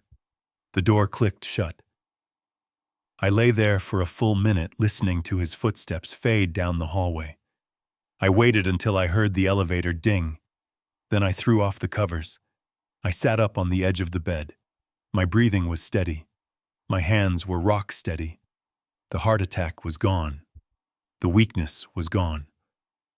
I stood up and walked to the mirror. I looked at the old man staring back at me. I didn't see a victim. I saw a soldier who had just successfully infiltrated enemy lines. He signed it, I told my reflection. He actually signed it. By accepting management of my company, Derek had just unknowingly given my forensic accountants legal access to his own accounts to verify commingling of funds. Leo was going to have a field day. But that was just the paperwork. The real prize was the invitation. Saturday. The gala. He was going to parade Emily out like a show pony. He was going to use her to solicit donations from the wealthy elite. He didn't know that I wasn't coming to take a photo. I was coming to take the house apart. I reached for my phone and dialed Leo. He took the bait, I said as soon as he answered. I am in Saturday night. Excellent, Leo's voice crackled on the other end. I will have the team ready. But Harry, you need to get the physical evidence. The papers are good, but we need the servers. We need the drugs. I know, I said, pulling on my work boots. I looked at the empty spot on the floor where Derek had stood. He thought he was the king of the jungle. He didn't realize that the Trojan horse had just rolled through his gates, and inside that horse wasn't just a lawyer. It was a father with a sledgehammer. I grabbed my jacket. I had 3 days to prepare. I had to buy a tuxedo. I had to buy a spy camera. And I had to figure out how to switch Emily's medication without anyone noticing. The dying man act was over. It was time for the resurrection. Saturday morning arrived with a sky the color of bruised iron. It was the day of the gala, the day Derek planned to parade my daughter around like a trophy to squeeze donations out of his rich friends. But for me, it was D-Day. I had spent 40 years in construction, and if there is one thing I know, it is that every building has a service entrance, every fortress has a ventilation shaft, and every arrogant man has a blind spot the size of a barn door. Derek was gone. My source at the country club confirmed he had an appointment at 10 o'clock with an exclusive tailor downtown. He needed his tuxedo to be perfect. He needed to look like the savior of the poor he claimed to be. His vanity was my window of opportunity. I did not hire a team of elite spies. I hired men I could trust with my life. Mike and Sal, 2 master electricians who had worked for me since the 90s. They didn't ask questions. When I told them I needed to rewire a house and install some special equipment off the books, they just packed their vans. I pulled on a gray jumpsuit that was 2 sizes too big. It was stained with oil and smelled of copper wire. I pulled a dirty baseball cap low over my eyes and grabbed a heavy tool belt. I wasn't Harrison, the father-in-law. I was just another faceless, invisible worker. We rolled up to the service gate in a white van marked Metro Electric. The guard checked the clipboard. Derek, in his obsession with perfection, had indeed authorized a last-minute check of the electrical load for the party. He was terrified of a blackout ruining his big night. He just didn't know that the electricians coming to prevent a blackout were the ones who were going to turn the lights on his crimes. We were in. The house was buzzing with activity. Caterers were setting up tables in the garden. Florists were carrying massive bouquets of white lilies that smelled like a funeral home. Nobody looked at us. We were part of the scenery. We were the help. Mike went to the main ballroom. He set up a ladder under the massive crystal chandelier. While pretending to check the bulbs, he embedded a camera the size of a pinhead into the crystal. It would give us a bird's-eye view of the entire party. It would capture every handshake, every fake smile, and hopefully the moment Derek's world fell apart. Sal went to the basement. His job was the most dangerous. He had to get near the server room. He had to plant a listening device right next to those humming black boxes. We needed to hear the fans. We needed to hear the power consumption. We needed proof that Derek was running an industrial operation in a residential zone. I took the upstairs. My heart was hammering against my ribs loud enough that I was sure the caterers could hear it. I walked up the back stairs, my tool belt clanking softly. I kept my head down. I gripped a voltage meter in my hand like a weapon. The hallway was empty. I moved quickly to the master bedroom. The door was unlocked. I slipped inside and closed it gently behind me. The room was cold. It smelled of Derek's expensive cologne, a scent that made my skin crawl. I didn't have time to hate him. I had 2 minutes. I went straight to the nightstand on Emily's side of the bed. There it was, an orange prescription bottle. I picked it up. The label read Dr. Aris. The drug name was a long string of letters I didn't need to pronounce to know it was poison. This was the chemical leash that kept my daughter docile. This was the liquid fog that made her forget her own name. I reached into my pocket and pulled out an identical orange bottle. I had spent the last 2 days preparing this. Inside were vitamins. Harmless water-soluble vitamins that looked exactly like the sedatives. I opened Derek's bottle. I dumped the pills into a Ziploc bag in my pocket to keep as evidence. Then I poured the vitamins into the prescription bottle. My hands were shaking. If I dropped one, if I left a trace, it was over. I screwed the cap back on. I placed the bottle back on the coaster exactly where I found it. For the first time in months, I felt a surge of real hope. Tonight, when they forced her to take her medicine before the party, she wouldn't be swallowing poison. She would be swallowing clarity.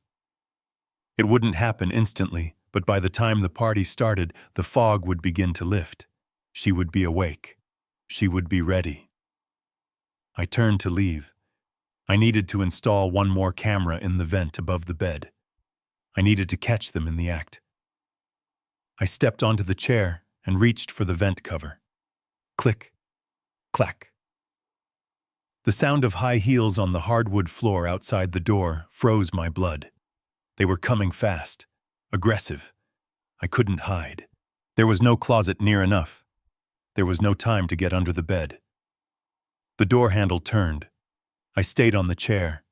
I turned my back to the door and jammed my screwdriver into the vent, making a loud scraping noise. The door opened. "Who is in here?" a voice snapped.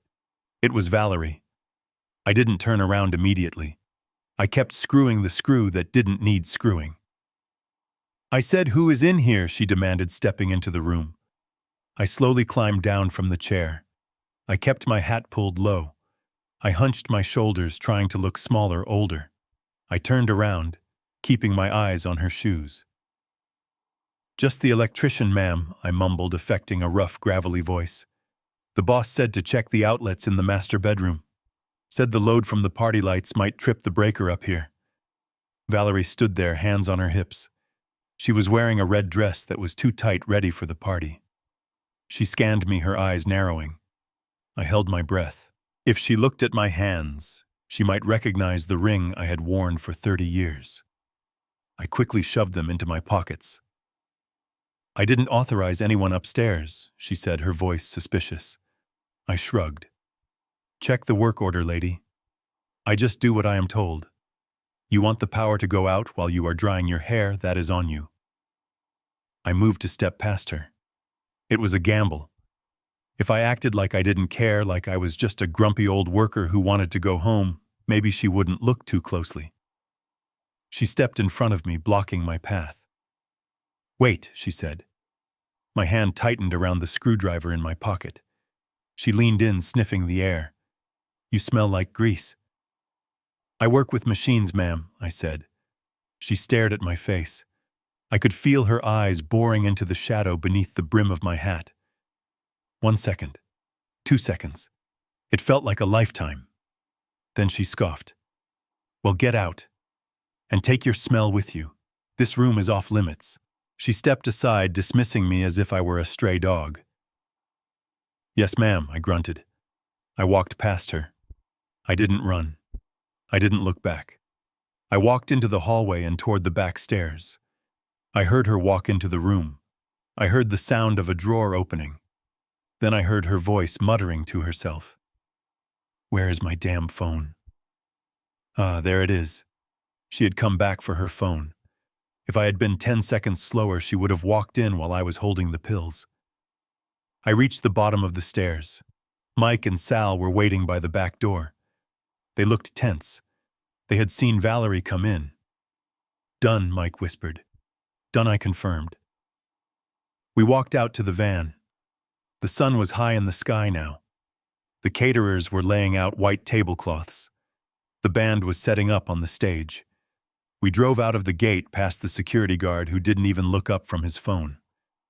As soon as we were down the road, I pulled the Ziploc bag of pills out of my pocket. I looked at them. The weapon Derek had used to silence my daughter was now in my hands. And back in that room, sitting on that nightstand, was the cure. I looked at the monitor Sal had set up in the back of the van. The screens flickered to life. Camera 1. The ballroom. Crystal clear. Camera 2. The basement. The green lights of the servers blinking in the dark. Camera 3. The bedroom. I saw Valerie sitting on the bed checking her makeup in the mirror. She reached out and moved the pill bottle slightly to the left. She didn't know. I leaned back against the wall of the van and let out a laugh that was half relief, half adrenaline. "The trap is set," I said to the empty road. Tonight I wasn't just going to a party. I was going to a demolition. Derek wanted a show. He wanted drama. He wanted the spotlight. Well, I was going to give him all of that. I was going to give him a performance that would bring the house down. I checked my watch. 6 hours until the gala. 6 hours until the medicine kicked in. 6 hours until Emily woke up from her nightmare. I closed my eyes. "Hang on, baby. Just hang on. Daddy is coming, and this time I am not leaving until the monsters are gone." I sat in the back of the surveillance van for 48 hours straight. My world had shrunk down to 3 glowing monitors and the smell of stale coffee. My back ached, my eyes burned, and my muscles were coiled tight like rusted springs. But I could not look away. I could not blink. Because on that center screen a miracle was happening in slow motion. For months my daughter Emily had been drowning in a chemical ocean. Derek and his paid-off doctor had kept her submerged, her mind drifting in a fog of sedatives and fear. But for the last 2 days, thanks to a sleight of hand and a bottle of cheap vitamins, the tide was finally going out. I watched her sleep on the second night. It was different. It wasn't the comatose, heavy slumber of the drugged. She was tossing and turning. She was dreaming. And when the morning sun of the gala day cut through the sheer curtains, she didn't just stare at the ceiling. She sat up. I leaned closer to the screen, my breath catching in my throat. She looked at her hands. She flexed her fingers. She touched her face. It was the movement of someone discovering they are alive after a long hibernation. The vacancy was gone from her eyes. The pupils were normal. She looked around the room, not with confusion, but with a sharp, terrified clarity. She remembered. She remembered the dog. She remembered the abuse. And she realized she was trapped. Then she did exactly what I hoped she would do. She reached under her pillow. When I had swapped the pills, I had left a small folded piece of paper inside the pillowcase. It was a risk. If Valerie had found it while changing the sheets, the game would have been over. But Valerie was lazy. She hadn't changed the sheets in days. On the screen, I saw Emily pull out the note. Her hands were trembling. She unfolded it. I knew exactly what it said because I had written it with a shaking hand myself. "Daddy is here. I am watching. Do not let them know you are awake. Keep acting. Tonight, we end this." I saw her read it. I saw her read it again. And then she pressed the paper to her chest and closed her eyes. Her shoulders shook. She was crying. But they weren't tears of despair. They were tears of relief. She wasn't alone anymore. The cavalry had arrived, and the cavalry was her father. She quickly hid the note inside her bra. She wiped her face. She took a deep breath, and then she slumped her shoulders. She let her jaw go slack. She unfocused her eyes. In the blink of an eye, she transformed back into the broken doll Derek wanted her to be. My girl. She was a fighter. She was acting for her life. Suddenly, the door to the bedroom flew open. Derek stormed in. He was half-dressed for the gala, wearing black tuxedo trousers and a crisp white shirt, but his bow tie was undone, hanging around his neck. He looked stressed. He was pacing, talking loudly into his phone. "I do not care what the bank says," he shouted into the phone. "The transfer happens on Monday. I have the old man's signature. The funds are secured. Just keep the creditors off my back for 24 more hours." He hung up and threw the phone onto the bed. It bounced and landed right next to Emily's leg. She didn't flinch. She stared straight ahead at the wall, maintaining the act. Derek sighed, running a hand through his hair. He walked over to the mirror to adjust his collar. He looked at himself, practicing a smile. It was sickening to watch. He was putting on his mask for the world, getting ready to play the grieving, devoted husband one last time. He turned to look at Emily. "Get up," he barked. "Valerie is coming to get you dressed. And try not to drool on the dress this time. This is a $5,000 gown." Emily didn't move. She didn't answer. She just sat there, staring. But then she made a mistake. A tiny human mistake. As Derek turned away to grab his jacket, Emily's eyes shifted. She looked at him, not past him, at him. And in that split second, the hatred she felt must have broken through the facade. It was a look of pure, concentrated venom. Derek froze. He had seen it in the mirror. He spun around slowly. The air in the room seemed to vanish. He walked back to the bed. He leaned down, his face inches from hers. "What did you look at?" he whispered. Emily stayed silent. She tried to glaze her eyes over again, but it was too late. He had seen the spark. "You are in there, aren't you?" Derek hissed. "The drugs. They are wearing off." He grabbed her chin, his fingers digging into her cheeks.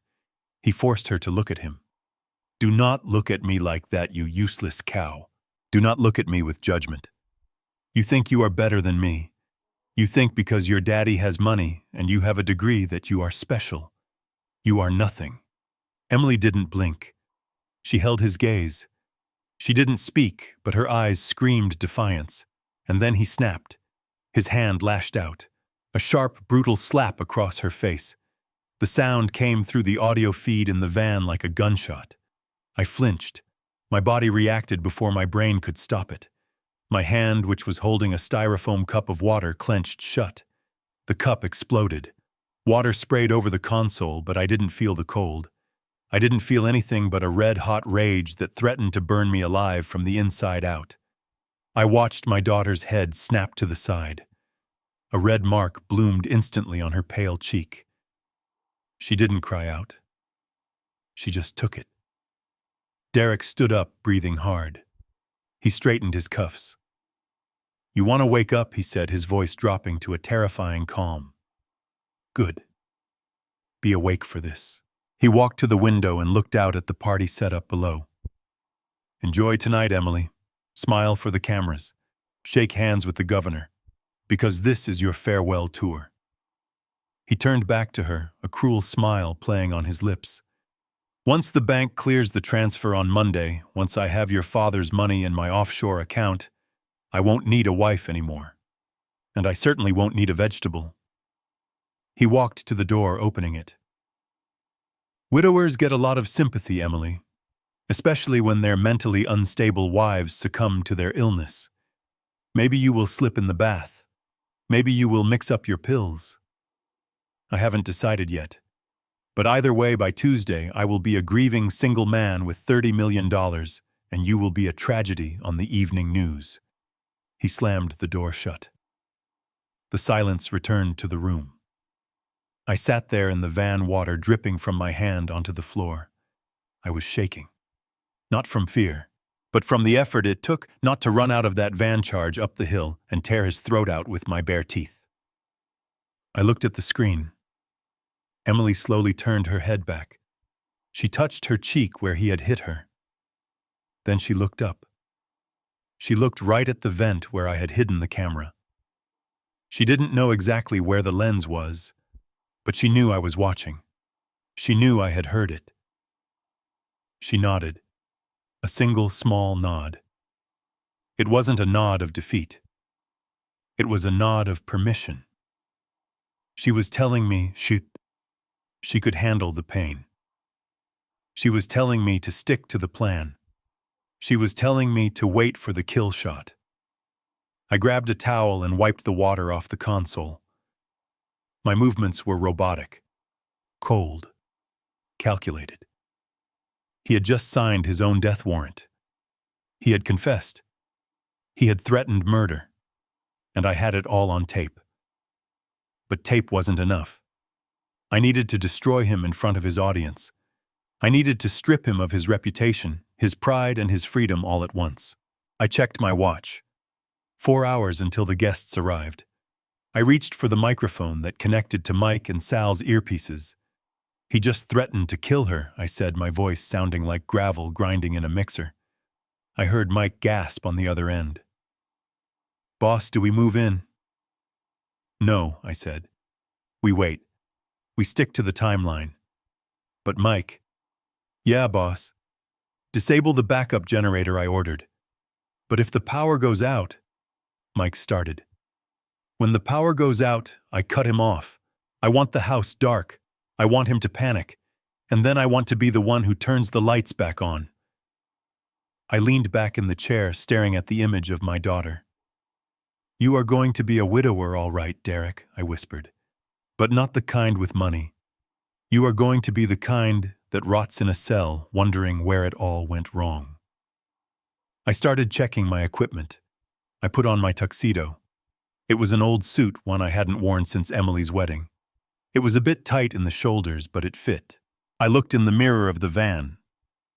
The man staring back wasn't a construction worker. He wasn't a victim. He was the executioner. And the gallows were ready. The garden of the Greenwich estate had been transformed into a theater of lies. Derek had spared no expense to set the stage for his final act of deception. Thousands of white lilies had been imported, filling the humid night air with a scent that was overwhelming, almost suffocating. To the guests, it smelled like luxury. To me, it smelled like a funeral parlor. Crystal chandeliers had been strung from the ancient oak trees, casting a soft golden glow over the manicured lawn. Waiters in white gloves moved like silent ghosts through the crowd, offering champagne on silver trays to men who destroyed economies for a living, and women who wore the GDP of a small nation around their necks. I stood near the periphery of the gala, hidden in the shadows of a large hedge. My tuxedo, purchased from a thrift store 2 days ago, smelled faintly of mothballs, which added a nice touch of authenticity to my performance. I leaned heavily on my cane, hunched over, making myself look smaller, frailer. I was no longer Harrison the builder. I was Harrison the relic. A dusty, broken old man who was just another prop in Derek's grand production. The guests were a who is who of the city's moral vacuum. I recognized a banker who had been investigated for fraud twice but never charged. I saw a politician who campaigned on family values while keeping 2 mistresses in the city. They were laughing, drinking, and congratulating each other on their own importance. They were the perfect audience for Derek. They understood the language of superficiality. They didn't care about the truth. They only cared about the presentation. Suddenly, the string quartet fell silent. The chatter died down as a spotlight cut through the darkness, illuminating the French doors at the top of the terrace stairs. The moment had arrived. Derek stepped out. He looked every inch the grieving hero. His tuxedo was tailored to perfection, hugging his frame in a way that suggested power and control. But he wasn't alone. He was pushing a wheelchair. My heart hammered against my ribs as I looked at my daughter. Emily. They had dressed her in a shimmering silver gown that caught the light, making her look like a statue cast in precious metal.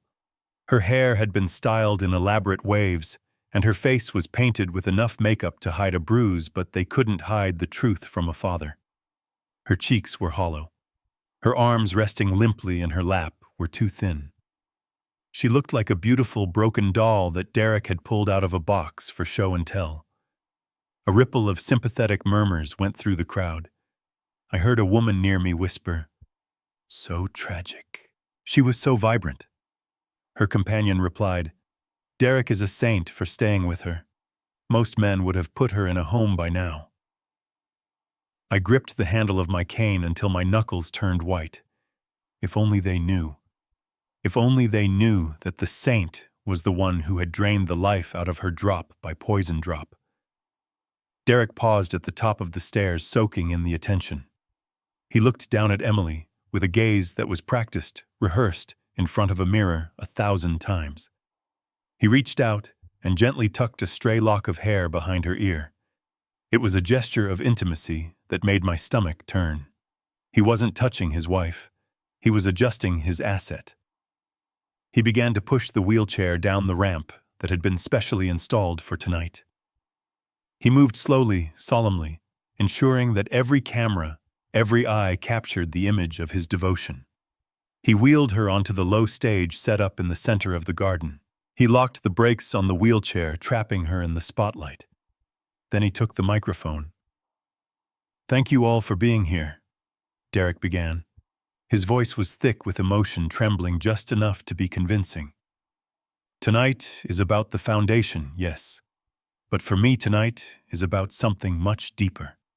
It is about promises." He looked down at Emily. She stared blankly at her lap, her face devoid of expression. She was playing her part perfectly. The drugs were gone from her system, but the mask remained. "When I married Emily," Derek continued, looking out at the crowd with wet, shining eyes, "I promised to love her in sickness and in health. I didn't know the sickness would come so soon. I didn't know it would take so much. Watching the brilliant, funny, vibrant woman I love fade into the shadows of her own mind has been the greatest pain of my life." He paused. He wiped a non-existent tear from his cheek. The crowd was eating it up. I saw handkerchiefs dabbing at eyes. "But love is not about convenience," he said, his voice rising with passion. "Love is about sacrifice. It is about staying when everyone else tells you to leave. It is about being the anchor in the storm." I wanted to vomit. The audacity of this man. He was standing there preaching about sacrifice while his mistress was likely watching from an upstairs window while his bank accounts were waiting for the influx of stolen money. He was weaponizing my daughter's suffering to polish his own ego.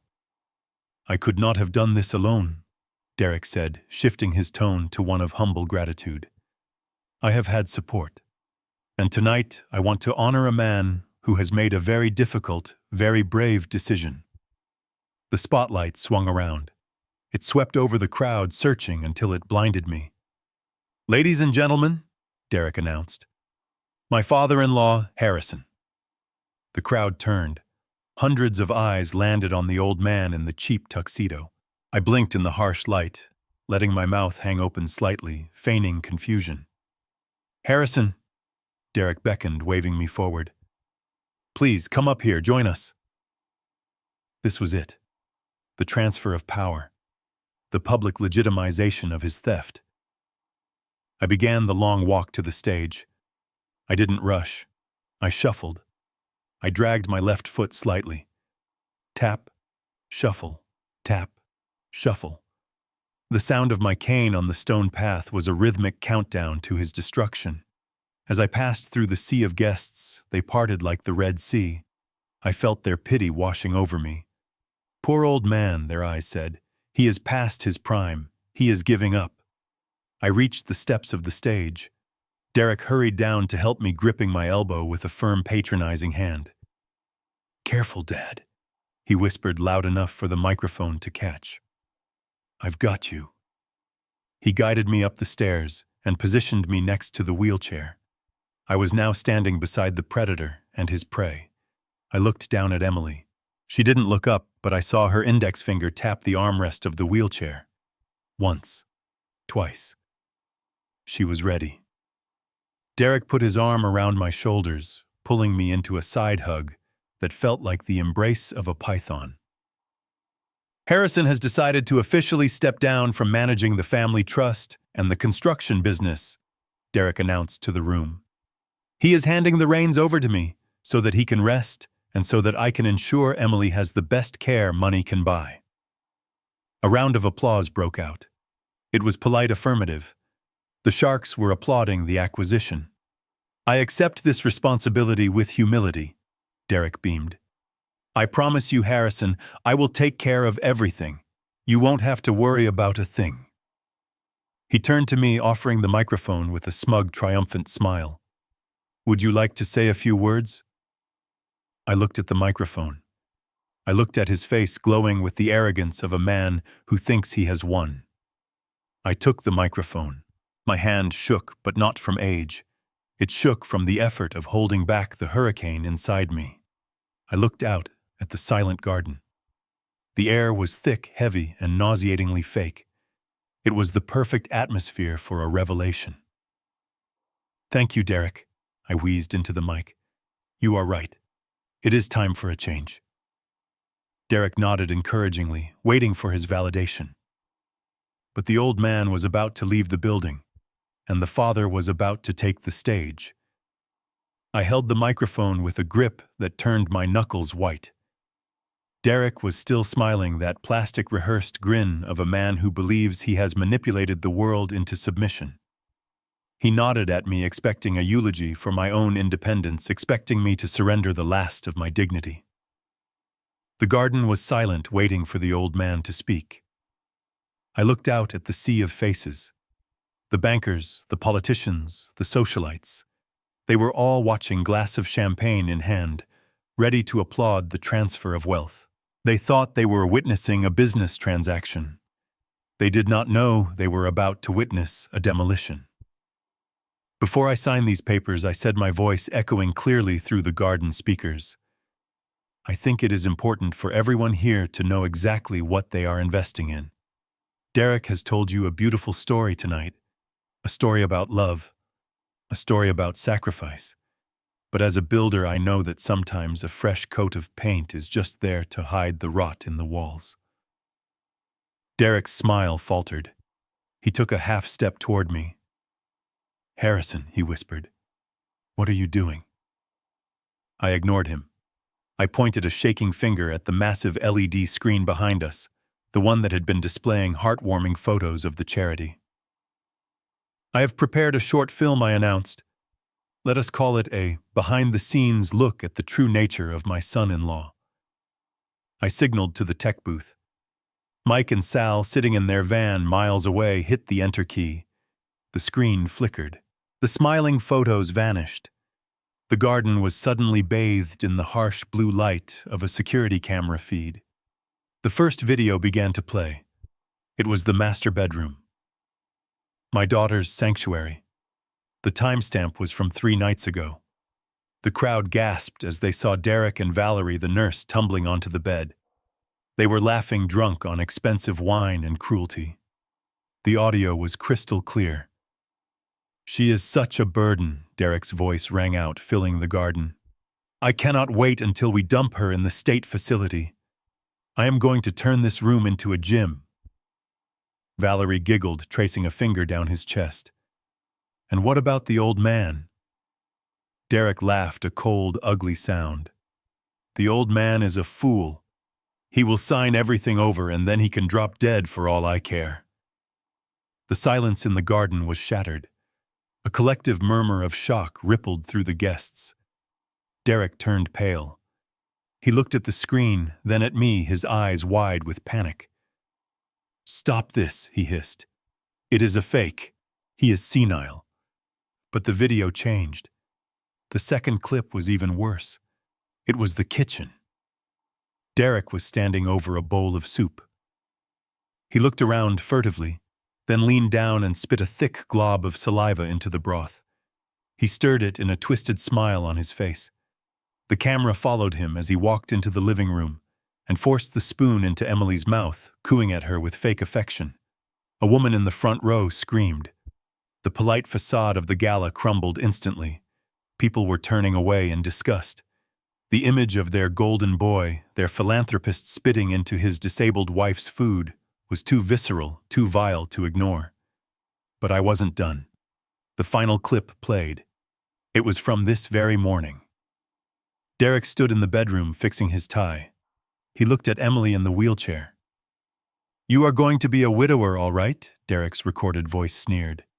Maybe you will slip in the bath. Maybe you will mix up your pills. I haven't decided yet. But by Tuesday, I will be a rich, single man.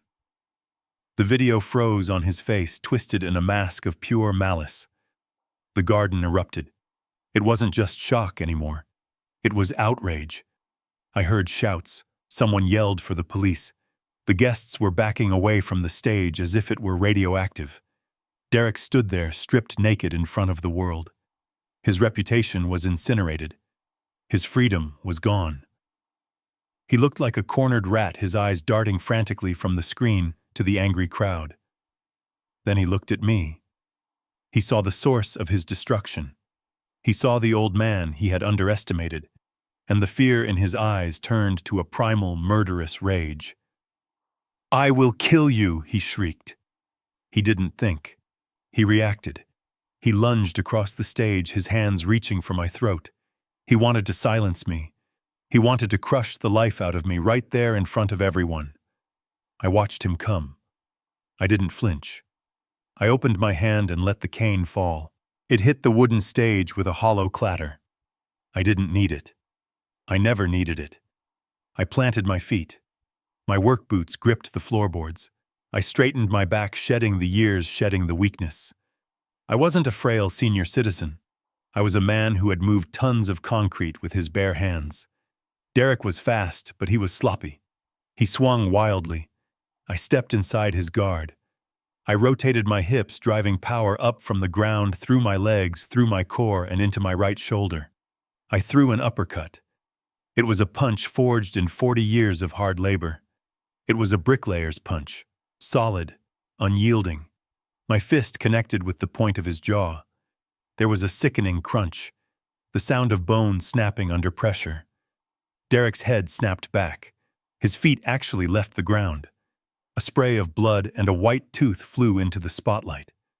He crashed onto the stage floor flat on his back. He didn't move. He just lay there wheezing, clutching his shattered face, blood pouring through his fingers onto his pristine tuxedo shirt. The crowd went deathly silent. They stared at the old man, who was standing tall, fists clenched, chest heaving. I walked over to him. I loomed over his broken body. I looked at his Italian leather shoes, the same shoes he had used to step on my daughter. I reached down and grabbed the microphone. I brought it close to my lips, my voice a low, dangerous growl that shook the very air. "You like wiping your shoes on people, don't you, Derek?" He moaned, spitting blood. I pointed to the floorboards inches from his face. "Well, you are down there now. So go ahead." I leaned in, my eyes burning into his. "Lick the floor." The blue lights of the police cruisers washed over the garden, cutting through the shadows and the expensive mood lighting. It was over. The wail of the sirens drowned out the murmurs of the stunned guests as uniformed officers swarmed the stage. I stepped back, giving them space to do their job. I watched as they hauled Derek to his feet. He was still spitting blood, his jaw hanging at a sickening angle. He tried to shout orders, tried to pull rank, but the officers didn't care about his bank account or his tuxedo. They slammed him against the podium, twisting his arms behind his back until the handcuffs clicked shut. Valerie tried to blend into the crowd, shedding her nurse persona for one of a terrified bystander, but Leo Katz stepped out from behind a hedge flanked by 2 detectives.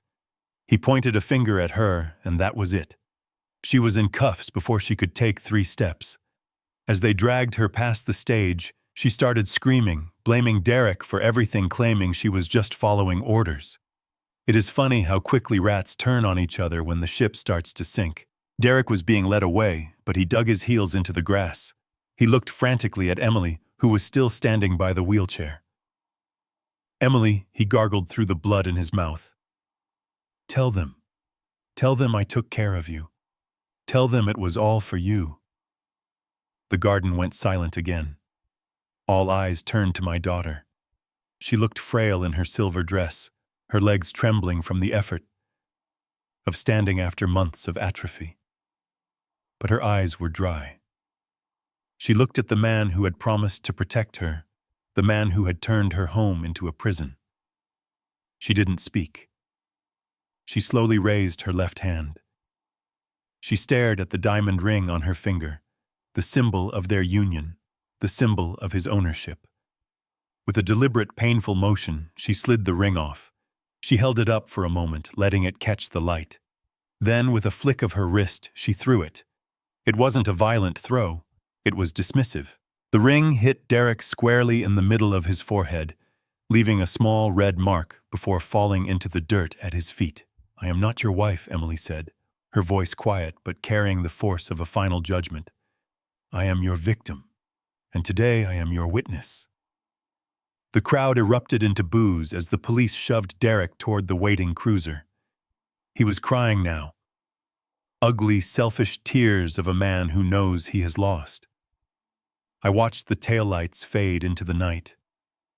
I didn't feel joy. I didn't feel triumph. I just felt a heavy, exhausting relief, like setting down a load of bricks after a 10-mile hike. 6 months later, the smell of wet concrete and sawdust filled the air, a scent that had always meant home to me. I stood on the second-floor scaffolding of a new building in downtown Bridgeport. It wasn't a skyscraper. It was a shelter. The Sarah and Blueberry Center for Women. I watched Emily down below. She was wearing a hard hat and holding a clipboard directing a team of contractors.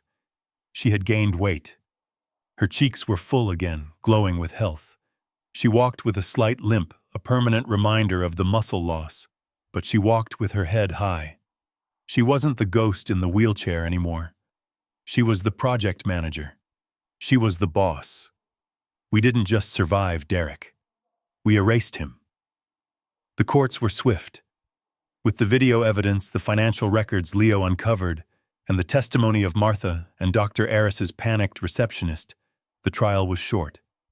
Derek was sentenced to 25 years in federal prison without the possibility of parole. His assets were seized, liquidated, and returned to the trust.